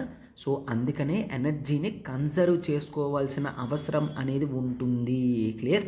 సో ఇప్పుడు దీన్ని అమెండ్మెంట్ చేస్తూ ఎనర్జీ కన్జర్వేషన్ అమెండ్మెంట్ బిల్ 2022 తీసుకొని వస్తున్నారు. క్లియర్? సో దీంతో కార్బన్ క్రెడిట్ మార్కెట్ని ఎస్టాబ్లిష్ చేయాలి అని అనుకుంటున్నారు. Carbon credit market. Clear? So అయితే ఈ కార్బన్ క్రెడిట్ మార్కెట్ ఏ విధంగా సెట్ అవుతుందో చూడండి. ఒక కంపెనీ ఉంది, ఒక కంపెనీ కొత్తగా ఎస్టాబ్లిష్ చేయాలి అనుకుంటున్నారు, ఆర్ ఒక ఎస్టాబ్లిష్డ్ కంపెనీ ఉంది. ఇది కంపెనీ ఏ. ఈ కంపెనీ ఈరోజు 200 టన్స్ సో కార్బన్ డయాక్సైడ్ని కేజెస్లో చూస్తారు. So 200 tons of CO2 release చేస్తుంది. బట్ దీనికి ఏం చెప్పారు? లిమిట్ అనేది నువ్వు 100 టన్స్కి తీసుకొని రావాలి అని చెప్పారు. సో 100 టన్స్కి తీసుకొని రావాలి అంటే ఖచ్చితంగా ఈ కంపెనీ ఏం చేయాలి? ఈ కంపెనీ తనకున్న ఎఫిషియన్సీ అనేది పెంచుకొని క్యాపిటల్ ఎక్స్పెండిచర్ చేసి టెక్నాలజీతో తగ్గించుకోవాలి. అవునా? అలా తగ్గించుకొని ఎంత దాకా తీసుకొచ్చింది అనుకున్నారు? 70 టన్స్కి తీసుకొచ్చింది అనుకోండి. ఈ 70 టన్స్కి వచ్చినందుకు తన లిమిట్ ఇంకా -30 చేసుకుంది. సో దీనికి ఇప్పుడు 30 కార్బన్ క్రెడిట్స్ అనేవి ఇవ్వడం జరుగుతుంది. 30 కార్బన్ క్రెడిట్స్ ఇస్తారు. ఈ కార్బన్ క్రెడిట్స్ని కంపెనీ ఏ సేల్ చేయగలది. Clear? Let's take there is other company and that company is B. వీళ్ళకి 100 టన్స్ టార్గెట్ ఇచ్చారు, బట్ వాళ్ళు 130 టన్స్ ప్రొడ్యూస్ చేశారు. అప్పుడు ఈ కంపెనీ బి ఏం చేస్తారు? కంపెనీ ఏ దగ్గర నుంచి 30 కార్బన్ క్రెడిట్స్ అనేవి పర్చేస్ చేసుకుంటారు. CC carbon credits. ఎందుకంటే కంపెనీ ఏ దగ్గర +30 కార్బన్ క్రెడిట్స్ ఉన్నాయి కాబట్టి వీళ్ళు 30 టన్స్ తగ్గించుకోవాలి. కాబట్టి 30 కార్బన్ క్రెడిట్స్ అంటే ఒక టన్కి ఒక కార్బన్ క్రెడిట్ అనేది ఇవ్వడం జరుగుతుంది. క్లియర్? సో కంపెనీ ఏ కూడా తను ఎక్కువ టెక్నాలజీలో ఇన్వెస్ట్ చేసి కార్బన్స్ని తగ్గించినందుకు తనకి కూడా ఇప్పుడు మానిటరీ బెనిఫిట్ వస్తుంది. క్లియర్? సో ఈ విధంగా ఒక మంచి కార్బన్ క్రెడిట్ మార్కెట్ అనేది ఎస్టాబ్లిష్ చెయ్యాలి అని ప్రెజెంట్ గవర్నమెంట్ భావిస్తుంది. క్లియర్? అండ్ ఇదే కాదు, ఈ ఎనర్జీ కన్జర్వేషన్ బిల్లోని మరొకటి ఏం చూస్తున్నారు? చాలా వరకు కూడా లార్జ్ రెసిడెన్షియల్ బిల్డింగ్స్ ఉంటున్నాయి. Large residential buildings. ఈ లార్జ్ రెసిడెన్షియల్ బిల్డింగ్స్ ఏవైతే ఉన్నాయో ఇవి ఎనర్జీ కన్జర్వేషన్ కింద రావాలి. Clear? Energy conservation. Energy conservation regime కింద రావాలి. వీటన్నిటినీ తీసుకొని వచ్చి ఎనర్జీని కన్జర్వ్ చేయాలి. ఎందుకు? లార్జ్ బిల్డింగ్స్లో, రెసిడెన్షియల్ బిల్డింగ్స్లో ఎక్కువ యూసేజ్ ఉంటుంది కాబట్టి అవి తగ్గించుకోగలగాలి. అండ్ ఈ బిల్ కూడా non fossil sources like green hydrogen కానీ, అమోనియా కానీ, బయోమాస్ కానీ, ఎథనాల్ కానీ ఎక్కువ యూజ్ చేయాలి అని చెప్తున్నారనమాట. క్లియర్? సో ఎవరైతే ఈ కన్జర్వేషన్స్ ఇవన్నీ బిల్డింగ్ కోడ్స్ ఫాలో అవ్వరో వాళ్ళకి పెనాల్టీ కూడా వేయడం జరుగుతుంది అని క్లియర్గా చెప్తున్నారు. ఫైన్. మనం ఇలాంటి టార్గెట్స్ ఇండియా చాలా వరకు కాన్ఫరెన్స్ ఆఫ్ పార్టీస్ మీటింగ్స్లో టార్గెట్స్ అనేది ఇవ్వడం జరిగింది. క్లియర్? ఆ టార్గెట్స్ అన్నీ అచీవ్ కావాలి అంటే ఇంత స్ట్రిక్ట్ మెషర్స్ అనేవి ఉండాలి. బట్ అయితే అపోజిషన్ గవర్నమెంట్ వాళ్ళు ఏం చెప్తున్నారు? అపోజిషన్ వాళ్ళు ఇప్పుడు ఈ రూల్స్ ప్రకారం కేవలం సెంట్రల్ ఏజెన్సీస్ మాత్రమే కార్బన్ క్రెడిట్స్ని ఇష్యూ చేయగలవి. సో మీరు స్టేట్కి కూడా ఈ పవర్స్ ఇవ్వాలి. అంటే స్టేట్ గవర్నమెంట్ కూడా కార్బన్ క్రెడిట్స్ని రిలీజ్ చేసే విధంగా పవర్స్ ఇస్తేనే ట్రూ స్పిరిట్ ఆఫ్ ఫెడరలిజం అనేది ఉంటుంది. లేకపోతే మొత్తం కూడా concentration of power to control carbon dioxides అనేది సెంట్రల్ గవర్నమెంట్లో మాత్రమే ఉంటుంది. కేవలం సెంట్రల్ ఏజెన్సీస్ మాత్రమే ఇవ్వగలరు అని మనం చూస్తాము. క్లియర్? సో గవర్నమెంట్ వరకు కూడా ఎస్ అఫ్కోర్స్ సోలార్ ప్యానెల్స్ కానీ ఇవన్నీ తయారు చేయించుకోవాలి. మనం non fossil fuels mainly solar పవర్నే ఎక్కువ యూజ్ చేసుకునేటట్టు ఎంకరేజ్ చేయాలి. రెన్యూబుల్ ఎనర్జీ యూసేజ్ని గవర్నమెంట్ ఎంకరేజ్ చేయాలి అని అపోజిషన్ వాళ్ళు కూడా చెప్తున్నారనమాట. క్లియర్? సో చూసారు కదమ్మా. ఇప్పుడు ఇక్కడ ఆర్టికల్లో కార్బన్ క్రెడిట్ మార్కెట్ అంటే ఏంటో చూసాం. ఎనర్జీ కన్జర్వేషన్ అమెండ్మెంట్ బిల్ వస్తుంది అని చూసాం.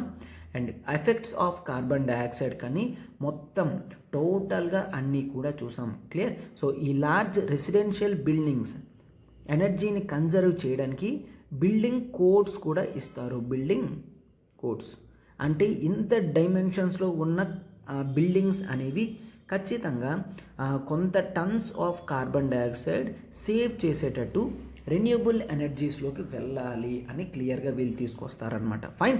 సో చూసారు కదమ్మా ఆర్టికల్. ఇప్పుడు నెక్స్ట్ ఆర్టికల్కి వెళ్తున్నాం. చూడండి ఈ ఆర్టికల్ చూడమ్మా. House rocked over new electricity bill. కొత్త ఎలక్ట్రిసిటీ బిల్తో టోటల్ హౌస్ అంతా కూడా గందరగోళం అయ్యింది అని చెప్తున్నారు లోక్సభలో. సో అయితే ఏమైందో ఏంటో చూద్దాము. ఒక్కసారి చూడండి. ఈ ఆర్టికల్ మనకి GS3 మీరు తీసుకుంటే GS3 ఎకానమీలో మనకి ఎలక్ట్రిసిటీ గురించి, పవర్ సెక్టార్ గురించి సెపరేట్గా ఉన్నది. పవర్ సెక్టార్, ఆ పవర్ సెక్టార్ గురించి టోటల్గా ఇక్కడ మాట్లాడుతున్నారనమాట. క్లియర్? సో అయితే ఇప్పుడు చూడండి, జనరల్గా ఇండియాలో ఎలక్ట్రిసిటీని కంట్రోల్ చేయడానికి there is something act called as electricity act. Clear? Electricity act 2003 అనేది ఉంది. దీని ప్రకారం ఎలక్ట్రిసిటీ ప్రొడక్షన్ ఒక కంపెనీ చేస్తుంది, ట్రాన్స్మిషన్ ఒక కంపెనీ చేస్తుంది, డిస్ట్రిబ్యూషన్ ఒక కంపెనీ చేస్తుంది. ఎవరైతే డిస్ట్రిబ్యూట్ చేస్తారో వీళ్ళనే మనం డిస్కామ్స్ అని అంటాము. డిస్కామ్స్ అంటే ఏంటి? డిస్ట్రిబ్యూషన్ కంపెనీస్ అని మీనింగ్. డిస్కామ్స్ అంటే ఏంటమ్మా? Distribution companies. వీళ్ళు ఎలక్ట్రిసిటీ అనేది ప్రొడ్యూసర్స్ దగ్గర నుంచి కొనుక్కొని ట్రాన్స్మిషన్స్ వాళ్ళ కంపెనీస్తో హెల్ప్ తీసుకొని డిస్ట్రిబ్యూషన్స్ చేస్తారు. అయితే most of the things distribution companies అన్నీ కూడా మనకి పబ్లిక్వే అంటే గవర్నమెంట్వే ఉంటాయి. ప్రైవేట్వి ఎక్కడా కూడా ఉండవు. క్లియర్? సో అయితే ప్రైవేట్వి ఎక్కడా కూడా ఉండవు అంటే అర్థం ఏంటి?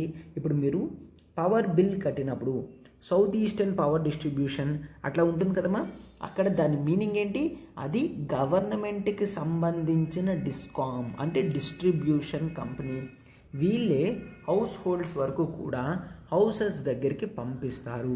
డిస్కామ్సే అల్టిమేట్లీ ప్రతి ఇంటికి కూడా పంపాల్సిన బాధ్యత వాళ్ళ మీదే ఉంటుందన్నమాట. క్లియర్? సో అర్థమైంది కదా. ఇక్కడ టోటల్గా ఏం చూస్తాం? డిస్కామ్స్ది ఇంపార్టెంట్ రోల్గా మనం చూస్తాము. ఫైన్. ఎస్. అయితే ఇంతవరకు చూశారు, డిస్కామ్స్ మనకి పవర్ ఇస్తున్నారు, వాళ్ళ దగ్గర కొంటున్నాం, వాళ్ళ యూనిట్ ప్రైస్ అనేది ఎంత చెప్తే అంత కొంటున్నాం, అవునా?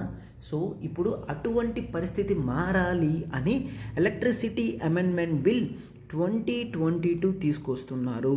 సో ఇక్కడ ఫాలో ఎలా తీసుకొద్దాం అనుకుంటున్నారంటే, టేక్ ఎగ్జాంపుల్, ఈరోజు మీరు ఫర్ ఎగ్జాంపుల్ టెలికాం సెక్టర్ చూడండి. మీరు టెలికాం సెక్టర్ అబ్జర్వ్ చేస్తే మీరు ఎయిర్టెల్ అయినా వాడచ్చు, జియో అయినా వాడచ్చు, బిఎస్ఎన్ఎల్ ఐడియా అయినా వాడచ్చు, బిఎస్ఎన్ఎల్ అయినా వాడచ్చు, అవునా? సో ఇక్కడ మీకు సర్వీస్ ఎవరిది నచ్చితే, ఎవరు కాంపిటీటివ్గా మంచిగా అన్నీ ఇస్తున్నారనిపిస్తుందో వాళ్ళవే తీసుకుంటారు, అవునా? అంటే ఈరోజు ఎయిర్టెల్ నుంచి నెక్స్ట్ వీక్లో కూడా మీరు జియో మారిపోవచ్చు, లేదంటే బిఎస్ఎన్ఎల్కైనా కన్వర్ట్ అవ్వచ్చు. అంటే ఏంటి, మీకు సర్వీస్ ఆఫర్ చేసేవి చాలా కంపెనీస్ ఉన్నాయి, మీకు చాయిస్ అనేది ఉంది. క్లియర్? మీకు చాయిస్ అనేది ఉన్నది కాబట్టి కన్జ్యూమర్స్కి బెనిఫిట్ జరుగుతుంది. ఓకే, ప్రైసెస్ అనేవి తగ్గుతాయి. చాయిస్ లేకపోతే ప్రైసెస్ పెరుగుతాయి తప్ప, ప్రైవేట్ పీపుల్ ఎప్పుడైతే ఉంటారో వాళ్ళు టెక్నాలజీ తీసుకొచ్చి వాడతారు కాబట్టి ఓవరాల్గా డిస్కౌంట్స్ అనేవి వస్తాయి. ప్రజలకి మంచి సర్వీస్ అనేది, క్వాలిటీ ఆఫ్ సర్వీస్ అనేది ఎఫిషియెంట్గా వెళ్తుంది, అవునా? సో సేమ్ అలానే ఇప్పుడు కూడా చేద్దామని అనుకుంటున్నారు.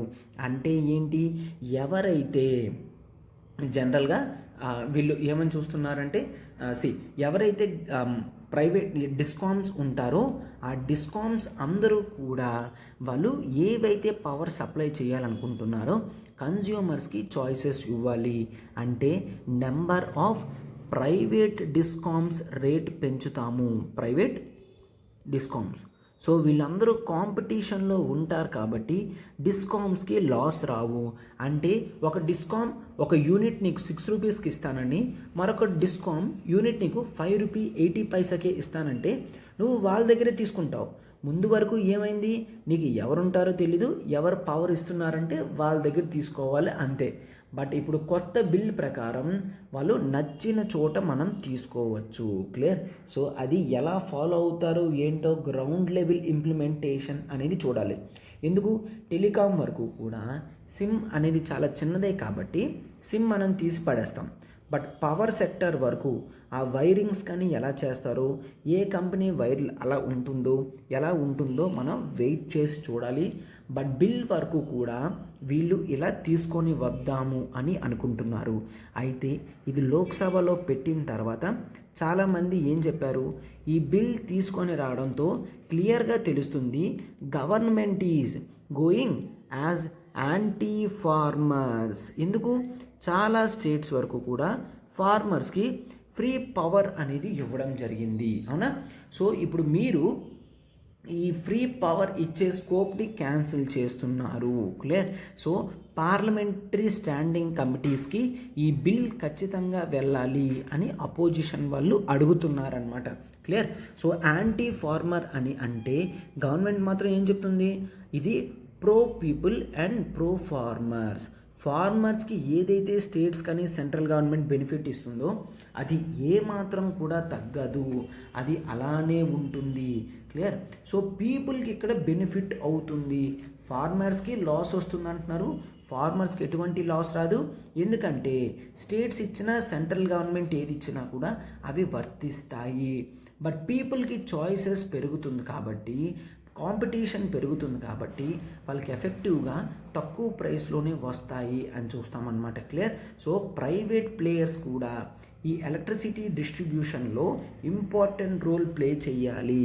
వాళ్ళు science and technology, research and development చూపించి లాసెస్ అనేవి తగ్గించుకోగలగాలి అని చెప్తున్నారనమాట. క్లియర్?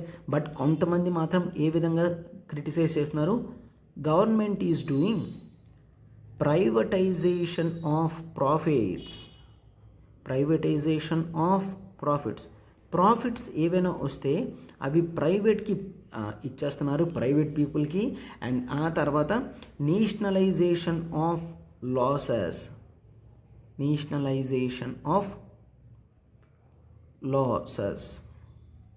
నేషనలైజేషన్ ఆఫ్ లాసెస్ అంటే ఏంటి? ఎక్కడైనా ఏదైనా సెక్టార్లో లాస్ వస్తే అది గవర్నమెంట్కి ఇచ్చేస్తున్నారు. అంటే గవర్నమెంట్ ప్రాఫిట్ తెచ్చుకుంటేనే కదమ్మా లాస్ని పూడ్చగలది. ఇప్పుడు జనరల్గా మీరు చూసినట్టయితే ప్రైవేటైజేషన్ ఆఫ్ ప్రాఫిట్స్ అంటే ఏంటి? ప్రాఫిట్స్ వస్తుంటే ప్రైవేట్ పీపుల్ అంటే హైదరాబాద్, బెంగళూరు, ముంబై సిటీస్లో ప్రతి ఒక్కరికి ఎలక్ట్రిసిటీ కావాలి.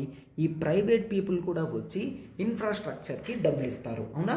బట్ అదే మీరు పల్లెటూరులో చూసుకుంటే ఎవరు కూడా ముందుకు రారు. బట్ డబ్బులు మాత్రం గవర్నమెంట్ ఖచ్చితంగా తన రోల్ ప్రకారం పూర్ పీపుల్కి ఎలక్ట్రిసిటీ అనేది ఇవ్వాలి. సో గవర్నమెంట్ ఎక్స్పెన్స్ పెట్టుకుంటుంది, గవర్నమెంట్కి ఇక్కడ లాస్ వస్తుంది. అంటే లాసెస్ వచ్చినప్పుడు గవర్నమెంట్ తీసుకుంటుంది, బట్ ప్రాఫిట్ వచ్చినప్పుడు మాత్రం ప్రైవేట్ పీపుల్కి ఇచ్చేస్తుంది. ప్రైవేట్ పీపుల్కి ఇచ్చినా పర్వాలేదు, ఓవరాల్గా బ్యాలెన్స్ అయితే పర్వాలేదు. కానీ కేవలం ప్రైవేట్ పీపుల్ ప్రాఫిట్ ఏరియాస్లోనే పెట్టుకుంటున్నారంటే లాసెస్ వస్తాయి.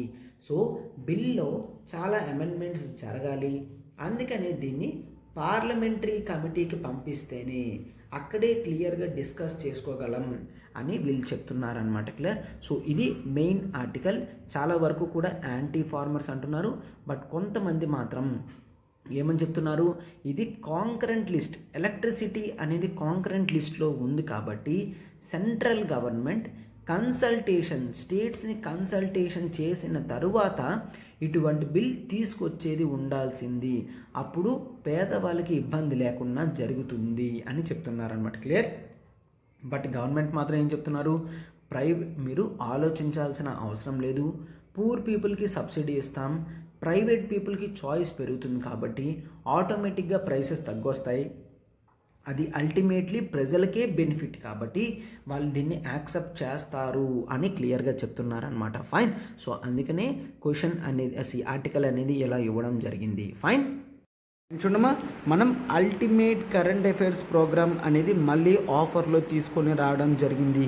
The most important one ultimate current affairs programme మనం ఇక్కడ ప్రిలిమ్స్ ప్లస్ మెయిన్స్ మోడ్లో కవర్ చేయడం జరుగుతుంది.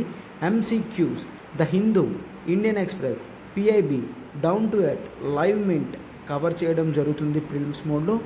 Yojana, Kurukshetra for mains and monthly compilation PDFs అనేవి మనం ఇవ్వడం జరుగుతుంది.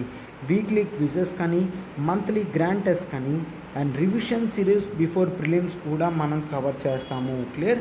ఫీజు వచ్చేసి కేవలం మనం ఇది 5,000కి ఇవ్వడం జరుగుతుంది. క్లియర్? కేవలం 5,000కి ఇవ్వడం జరుగుతుంది. మనకి ఇక్కడ మీరు ఒక్కసారి జాగ్రత్తగా చూసుకుంటే నెంబర్ చూడండి, 7893899553. ప్రత్యూష మ్యామ్కి కాల్ చేసి మీరు సబ్స్క్రిప్షన్ చేసుకోగలరమ్మా. మీకు కరెంట్ అఫైర్స్ అనేది వన్ స్టాప్ సొల్యూషన్లా బోత్ ప్రిలిమ్స్ అండ్ మెయిన్స్లో మీకు కవర్ అయ్యేటట్టు ఇవ్వడం జరుగుతుందమ్మా. వ్యాలిడిటీ అనేది 15th ఆగస్ట్ వరకు ఉంటుంది. క్లియర్? 15th ఆగస్ట్ వరకు ఉంటుంది. లైఫ్ టైం వ్యాలిడిటీ ఉంటుందమ్మా మీకు ఇక్కడ. క్లియర్? లైఫ్ టైం వ్యాలిడిటీ ఉంటుంది కాబట్టి ఈ నెంబర్కి కాల్ చేసి మీరు వెంటనే సబ్స్క్రిప్షన్ చేసుకోగలరు. అండ్ ఆన్సర్ రైటింగ్ అనేది చాలా ఇంపార్టెంట్ కదమ్మా. ఆన్సర్ రైటింగ్ కోర్స్ కూడా మనం తీసుకొని రాబోతున్నాము. క్లియర్? మీకు static plus dynamic 1250 marks cover అయ్యేటట్టు ఉంటుంది. GS 1 to 4 and daily answer writing అనేది జరుగుతుంది. క్లియర్? ఎడిటోరియల్స్, యోజన, కురుక్షేత్ర కూడా కవర్ అవ్వడం జరుగుతుంది. And test series and discussions కూడా జరుగుతాయమ్మా. క్లియర్? సో 5,000 రూపీస్కే మీకు ఇంపార్టెంట్ ఆన్సర్ రైటింగ్ కోర్స్ అనేది కంప్లీట్ చేస్తున్నాం. ఇక్కడ నెంబర్ చూడండి, 7893899553. ప్రత్యూష మ్యామ్కి కాల్ చేసి వెంటనే సబ్స్క్రిప్షన్ చేసుకోండమ్మా. నెక్స్ట్ ఆర్టికల్ చూడండి, government plans system to scour dailies offer public grievances. Clear? So ఈ ఆర్టికల్ అనేది మనకి GS2 గవర్నెన్స్లో ఇంపార్టెంట్ ఆర్టికల్. క్లియర్? GS2 గవర్నెన్స్లో ఇంపార్టెంట్ ఆర్టికల్ అమ్మా. గవర్నెన్స్ ఆర్టికల్స్ ఎప్పుడో వస్తాయి, అయితే ఒక్కసారి చూడమ్మా. గవర్నమెంట్ మెయిన్ డ్యూటీ ఏంటంటాం? గవర్నెన్స్ అని అంటాం. అంటే ప్రజలకి ఎటువంటి సర్వీస్ చేయాలో అటువంటి సర్వీస్ గవర్నమెంట్ ప్రజలకి ఏదైతే కావాలో అది ఇస్తుంది అని చూస్తాం. దాన్నే గవర్నెన్స్ అని అంటాము. అయితే ఇక్కడ గవర్నెన్స్ ప్రకారం చూసుకుంటే మనకి ఎటువంటి రోల్ అనేది ఉంది ఒక్కసారి చూడమ్మా. There is something that is called, ఎప్పుడైనా కూడా సర్వీసెస్ చేస్తున్నప్పుడు కాస్త ప్రాబ్లమ్స్ అనేవి వస్తాయి. వాటినే మనం గ్రీవాన్సెస్ అని అంటాము. గ్రీవాన్సెస్ అంటే ప్రాబ్లమ్స్ అని అంటాం. ఈ ప్రాబ్లమ్స్ అనేది రెమెడీ అవ్వాలి, దాన్ని ఏమంటాము? రెడ్రెసల్ అని అంటాము. రెడ్రెసల్ అంటే ఆ ప్రాబ్లమ్ని రెమెడీ చూస్తే దాన్ని రెడ్రెసల్ అని అంటాం. సో రెడ్రెసల్ ఆఫ్ గ్రీవాన్స్ అనేది మనం ఒక్కసారి చూసాము అంటే క్లియర్గా ఇక్కడ ఏం కనిపిస్తుంది? ప్రాబ్లమ్ని సాల్వ్ చెయ్యాలి అన్న ఉద్దేశంతో ఉన్నాం, అవునా? ఎస్, అఫ్ కోర్స్ గవర్నమెంట్ బాధ్యత. ప్రాబ్లం ఎక్కడైతే వస్తుందో దాన్ని ఇమీడియట్ బేసిస్ మీద సాల్వ్ చేసి ప్రజలకి ఎటువంటి అసౌకర్యం కలగకుండా ఉండేటట్టు చెయ్యాలి. క్లియర్? సో గ్రీవాన్స్ పబ్లిక్వి సాల్వ్ చేస్తే పబ్లిక్ గ్రీవాన్స్ అని చూస్తాము. పబ్లిక్ గ్రీవాన్స్ పబ్లిక్ యొక్క ప్రాబ్లమ్స్ని రెడ్రెసల్ చెయ్యాలి, వాళ్ళ ప్రాబ్లమ్స్ని రెడ్రెసల్ చెయ్యాలి అని ఒక గవర్నెన్స్ మోడల్ తీసుకొచ్చాను. దాన్ని యాక్షన్లో పెట్టడానికి మనకి ఒక ప్రోగ్రామ్ కూడా ఉన్నది. ఏమని చూస్తాం? That is nothing but the CP grams. Clear? CP grams. Clear?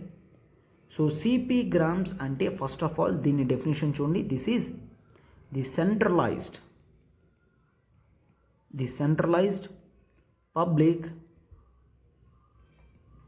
Grievance redressal and monitoring system. Clear?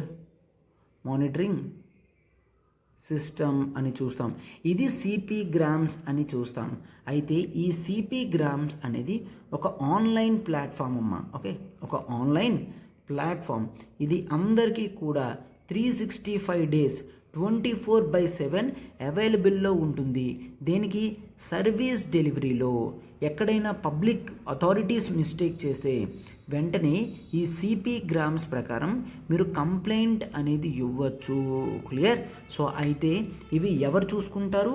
ఇవన్నీ కూడా there is one ministry that is called ministry of personal and public grievance. Ministry of personal and public grievance and pensions చూస్తాము. Clear? So వాళ్ళు జనరల్గా ఇవన్నీ కూడా చూసుకుంటారు. అయితే ఇప్పుడు పార్లమెంటరీ స్టాండింగ్ కమిటీకి చెప్తున్నారనమాట. ఏంటని? To develop a technological solution. Okay, ఒక ఆటోమేటిక్ టెక్నాలజీ అనేది వీళ్ళకి కావాలి. ఏంటని? ఒక టెక్నాలజికల్ సొల్యూషన్ అనేది కావాలి. దేనికి? ఆటోమేటిక్గా పబ్లిక్ గ్రీవాన్సెస్ అనేవి రిజిస్టర్ అవ్వాలి. న్యూస్ పేపర్లోని సోషల్ మీడియాలో ఏవైతే చాలామంది పబ్లిక్ గ్రీవాన్సెస్ పెడతారో అవన్నీ ఆటోమేటిక్గా ఇక్కడ సెంట్రలైజ్డ్ డేటాబేస్లో రిపోర్ట్ అవ్వాలి. క్లియర్? అలా అయినట్టు చూడాలి అని చెప్తున్నారు. ఆల్రెడీ ఈ మినిస్టర్ వాళ్ళు 2016లో ఒక గైడ్లైన్స్ ఇష్యూ చేయడం జరిగింది. క్లియర్? 2016లో ఒక గైడ్లైన్స్ ఇష్యూ చేయడం జరిగింది. దాని ప్రకారం ఏం చెప్తున్నారు? ప్రతి మినిస్ట్రీ కూడా, ఆర్గనైజేషన్స్ కూడా, డిపార్ట్మెంట్స్ కూడా ఎక్కడైతే న్యూస్ పేపర్స్లో గ్రీవాన్స్ కాలమ్స్ వస్తాయో అవన్నీ కూడా ఆటోమేటిక్గా టేకప్ చేసి ఎక్స్పీడియస్ యాక్షన్ అంటే చాలా స్పీడ్గా యాక్షన్ అనేది తీసుకోవాలి. ఎలాగా? ఎప్పుడు అయితే అప్పుడు కాదు, with proper time bound manner అని చెప్తున్నారు. Clear? So proper time bound మేనర్తో ఖచ్చితంగా వాటికి సొల్యూషన్స్ అనేవి కనిపెట్టాలి. క్లియర్? అండ్ ఈ కమిటీ కూడా ఏంటి? ఈ గ్రీవాన్స్ రెడ్రెసల్ మెకానిజం అనేది స్ట్రెంథన్ అయ్యేటట్టు చెయ్యాలి అని చెప్తున్నారనమాట. Clear? So grievance redressal mechanism ప్రాపర్గా స్ట్రక్చరైజేషన్ జరిగితేనే గవర్నమెంట్ మీద నమ్మకం అనేది వస్తుంది. ఈ టెక్నాలజికల్ సొల్యూషన్ గురించి ఐఐటి కాన్పూర్తో గవర్నమెంట్ ఆల్రెడీ మాట్లాడుతుంది. ఆ టీం వాళ్ళు దీని మీద మెకానిజం అనేది కనిపెడుతున్నారు. క్లియర్? అండ్ డిపార్ట్మెంట్ వాళ్ళు ఏం చెప్తున్నారు? సో సిపి గ్రామ్స్ వల్ల వాళ్ళు ప్రాబ్లమ్స్ అనేవి నోట్ డౌన్ చేస్తున్నారు, దీంట్లోకి ఎక్కిస్తున్నారు. బట్ ఎవరైతే కంప్లైంట్ ఇస్తున్నారో ప్రజలకి అది సొల్యూషన్ వచ్చిన తర్వాత కూడా ఫీడ్బ్యాక్ మెకానిజం అనేది ఉంచాలి అని చెప్తున్నారనమాట. ఒక్కసారి చూడమ్మా, వాళ్ళు ఏం చెప్తున్నారు, there should be a feedback loop. Feedback loop అంటే ఏంటి, ఒక పర్సన్ ఏదో కంప్లైంట్ ఇవ్వడానికి వెళ్ళాడు, ఆన్లైన్లో కంప్లైంట్ రిజిస్టర్ చేసుకున్నారు. అయితే ఆ ప్రాబ్లం నిజంగా సాల్వ్ అయిన తర్వాత కూడా ఇతనికి సాల్వ్ అయిందో లేదో అనేది తెలియాలి. ఆర్ ఇతనికి వెయిట్ చేస్తూ ఉన్నాడు, ఎటువంటి ఇన్ఫర్మేషన్ కూడా లేదంటే ఎన్ని రోజులు వెయిట్ చేస్తాడు, అవునా? సో అప్పుడు అందుకనే ఇతను ఫోన్ నెంబర్ కూడా ఇస్తే ఆ కంప్లైంట్ అయిన వెంటనే ఇతని ఫోన్కి మెసేజ్ అనేది వెళ్తుంది. అతను క్లియర్గా ఆ మెసేజ్లో తన ఫీడ్బ్యాక్ని ఖచ్చితంగా ఇస్తాడు. ఫీడ్బ్యాక్ని మళ్ళీ గవర్నమెంట్ తీసుకొని ఫీడ్బ్యాక్ని ప్రాసెస్ చేస్తుంది, అనలైజ్ చేస్తుంది. సో దాంతో కస్టమర్ హ్యాపీగా ఉన్నాడు అనుకుంటే అటువంటి మెషర్స్ని రిపీట్ చేసుకోవడానికి చూసుకుంటుంది. లేదు కస్టమర్ ఫీడ్బ్యాక్ బాగాలేదు అంటే ఎందుకు బాగాలేదు అనేది చూసుకుంటాం. క్లియర్? సో దాంతో ఓవరాల్గా ఏమవుతుందో కూడా చూసుకుంటాము అని చెప్తున్నారనమాట. క్లియర్? సో ఈ ఫీడ్బ్యాక్ లూప్ అనేది చాలా ఇంపార్టెంట్. ఓకే, సో దాంతో కాల్ సెంటర్స్ కూడా ఎస్టాబ్లిష్ చేయాలి అని చెప్తున్నారు. అయితే ఈ మెకానిజంని పెట్టడం వలన ఎటువంటి బెనిఫిట్ వస్తుందో ఒక్కసారి చూడమా. క్లియర్? సో దాన్నే మనం ఏమంటాము, ద నీడ్ అని చూస్తాము. క్లియర్? ఇటువంటి సిపి గ్రామ్స్ వల్ల అవసరం ఏంటి? First of all government participation అనేది పెరుగుతుంది. అంటే ప్రజలకి సర్వీస్ తీసుకునే హక్కు ఉంది కాబట్టి అవి లేకపోతే వాళ్ళు వెంటనే అడుగుతారు, అంటే పార్టిసిపేషన్ రేట్ పెరుగుతుంది. క్లియర్? అండ్ ఆ తర్వాత గవర్నమెంట్ కూడా తన యాక్టివిటీస్ అన్నిటినీ కూడా అకౌంటబుల్గా చేస్తున్నట్టే వస్తుంది. అంటే ఏంటి, నువ్వు నా వర్క్ చూడకపోతే నువ్వు కంప్లైంట్ ఇచ్చుకోవచ్చు అన్న నమ్మకం ఉంటుంది, అవునా? పార్టిసిపేషన్ పెరుగుతుంది, అకౌంటబిలిటీ పెరుగుతుంది, అండ్ వర్క్ చేసే కల్చర్లో ట్రాన్స్పరెన్సీ అనేది పెరుగుతుంది. అండ్ ఈ ఫీడ్బ్యాక్ లూప్ మెకానిజం అనేది ఉంచామంటే సర్వీస్ మీద ప్రజలందరికీ కూడా నమ్మకం అనేది వస్తుంది, అవునా? ట్రస్ట్ అనేది గవర్నమెంట్ మీద బిల్డ్ అవుతుంది. ఇలాంటివన్నీ ఎప్పుడు బిల్డ్ అవుతాయో, ప్రాబ్లమ్స్ అనేవి ఎప్పుడైతే సాల్వ్ అవుతున్నాయో అప్పుడు ఖచ్చితంగా మనం ఏం చూస్తామో, వాళ్ళు అమౌంట్ అనేది ట్యాక్సెస్ కట్టడానికి ఇష్టపడతారు, అవునా? ట్యాక్సెస్ కట్టడానికి ఇష్టపడతారు, ముందుకు వస్తారు కూడా. సో ఇటువంటి బెనిఫిట్స్ అన్నీ కూడా గవర్నెన్స్ మెకానిజంలో చూస్తాము. అండ్ అల్టిమేట్లీ పీపుల్ సాటిస్ఫాక్షన్ కూడా చాలా ఇంపార్టెంట్ కదా. సో ఆ పీపుల్స్ సాటిస్ఫాక్షన్ పొందడానికి ఇటువంటి సిస్టమ్స్ అనేవి మరెన్నో తీసుకొని రావాలి అని చూస్తామన్నమాట. క్లియర్? సో ఇదమ్మా ఆర్టికల్. ఇప్పుడు మనం ఒకసారి జాగ్రత్తగా అబ్జర్వ్ చేయండి. క్వశ్చన్ అండ్ ఒక ప్రిలిమ్స్ బేస్డ్ క్వశ్చన్, ఒక మెయిన్స్ బేస్డ్ క్వశ్చన్ కూడా చూస్తాము. చూడండి. First of all prelims based question చూడమ్మా. సో నిన్నట్లానే అందరూ కూడా ఆన్సర్ చేయండి. కన్సిడర్ ది ఫాలోయింగ్ స్టేట్మెంట్స్ని ఒక్కసారి జాగ్రత్తగా చూడమ్మా. See, I am framing the question as of now. I am not copying anywhere. Clear? So first statement చూడండి ఇక్కడ, right now states can also issue carbon credits. This is first statement. States can also issue carbon credits. Okay? Yes. Energy Conservation Act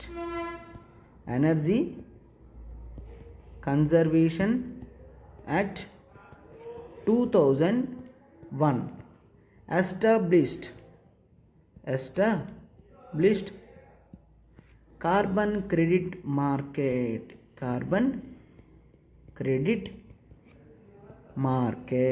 clear? So రెండింటికి answer అనేది చూడమ్మా. So జాగ్రత్తగా ఒకసారి పెట్టండి. So first option ఏంటి, only 1, B ఏంటి, only 2, C ఏంటి, both, and D that is none of the above. Clear? So and next ఒక మెయిన్స్ క్వశ్చన్ కూడా చూడండి. See, tribal health problems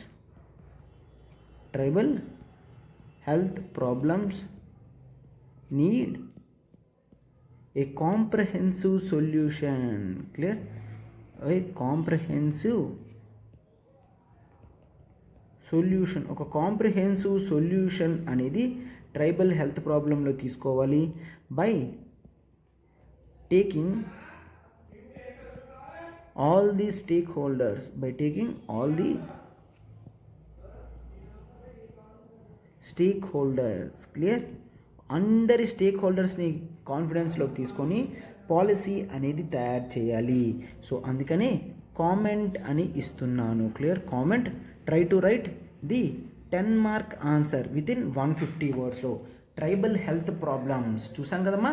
so వాళ్ళ ప్రాబ్లమ్స్ ఏమున్నాయి, వాటికి కాంప్రహెన్సివ్ సొల్యూషన్ అనేది ఏ విధంగా వస్తుంది, సో ఇప్పుడు ప్రాబ్లమ్స్ ఏమున్నాయి, రెమెడీ సజెషన్ మెషర్స్ ఏమున్నాయి, అండ్ కన్క్లూషన్ అనేది నీట్గా పెట్టండి. సో ప్రిలిమ్స్ క్వశ్చన్ కూడా చూసారు కదా. Consider the following statements. States can also issue carbon credits and energy conservation act 2001 established carbon credit market in India. Clear? Carbon credit market in India, that is fine. So only 1, only 2, both, none. ఈ 2 క్వశ్చన్స్కి answer చేసి comment బాక్స్లో పెట్టండి అమ్మా, where I shall be reviewing your answer. Clear? Yes. మనం చూడమ్మా, independence day celebrations and APPSC నుంచి official notification వస్తుంది అన్న గ్యారంటీ ఉంది. మనకి గ్రూప్ 1 లైవ్ ప్లస్ రికార్డెడ్ కేవలం 35,000కే, గ్రూప్ 1 రికార్డెడ్ 30,000కే, అండ్ గ్రూప్ 2 రికార్డెడ్ కేవలం 10,000కి ఇవ్వడం జరుగుతుందన్నమాట. క్లియర్? అండ్ మీకు ఏపీ కేవలం ప్యాక్ కావాలనుకున్న ఏపీ బైఫర్కేషన్ యాక్ట్ ఇవన్నీ కూడా కేవలం 5,000 రూపీస్కే ప్రొవైడ్ చేయడం జరుగుతుంది. క్లియర్? సో ఇక్కడ మీరు నెంబర్ చూడమ్మా, 7893899553, అండ్ మీకు ఇక్కడ 15th ఆగస్ట్ వరకు మాత్రమే వ్యాలిడిటీ ఉంటుందమ్మా. ఇండిపెండెన్స్ డే తర్వాత ఫీజెస్ అన్నీ రివైజ్ అవ్వబోతున్నాయి. ఇక్కడ చూస్తే మీకు 35,000 రూపీస్ వర్త్ కోర్స్ అనేది కేవలం 45ది 35కి ఇవ్వడం జరుగుతుంది. 40,000ది 30,000 అంటే మీకు ప్యాకేజ్ మీద 10,000 రూపీస్ వరకు ఆఫర్ అనేది ఇప్పుడు ప్రొవైడ్ చేయడం జరుగుతుంది. Right? So this is the high time. And TSPSC కూడా మీకు group 1 and group 1 live plus recorded 45ది 35కి ఇవ్వడం జరుగుతుంది. గ్రూప్ 1 రికార్డెడ్ 40ది 30కి ఇవ్వడం జరుగుతుంది. అండ్ గ్రూప్ 2 రికార్డెడ్ కేవలం 10,000కే ఇవ్వడం జరుగుతుంది. అండ్ తెలంగాణ ప్యాక్ చూడండి, కేవలం 5,000 రూపీస్కే మీకు ఇవ్వడం జరుగుతుంది. క్లియర్? కేవలం 5,000కే ఇవ్వడం జరుగుతుందమ్మా. So this is the high time that you have to take. మనకి ప్రతిదీ కూడా లైఫ్ టైం వ్యాలిడిటీ ఉంటుంది కాబట్టి మీరు వెంటనే ఆలోచించకన్నా దీన్ని క్లాసెస్లో తీసుకోవచ్చమ్మా. 15th ఆగస్ట్ వరకు మాత్రమే ఇండిపెండెన్స్ డే తర్వాత ఫీజెస్ అనేవి రివైజ్ అవ్వబోతున్నాయి. సో నెంబర్ చూశారు కదా, 7893899553. ప్రత్యూష మ్యామ్కి కాల్ చేసి వెంటనే సబ్స్క్రిప్షన్ తీసుకోండమ్మా.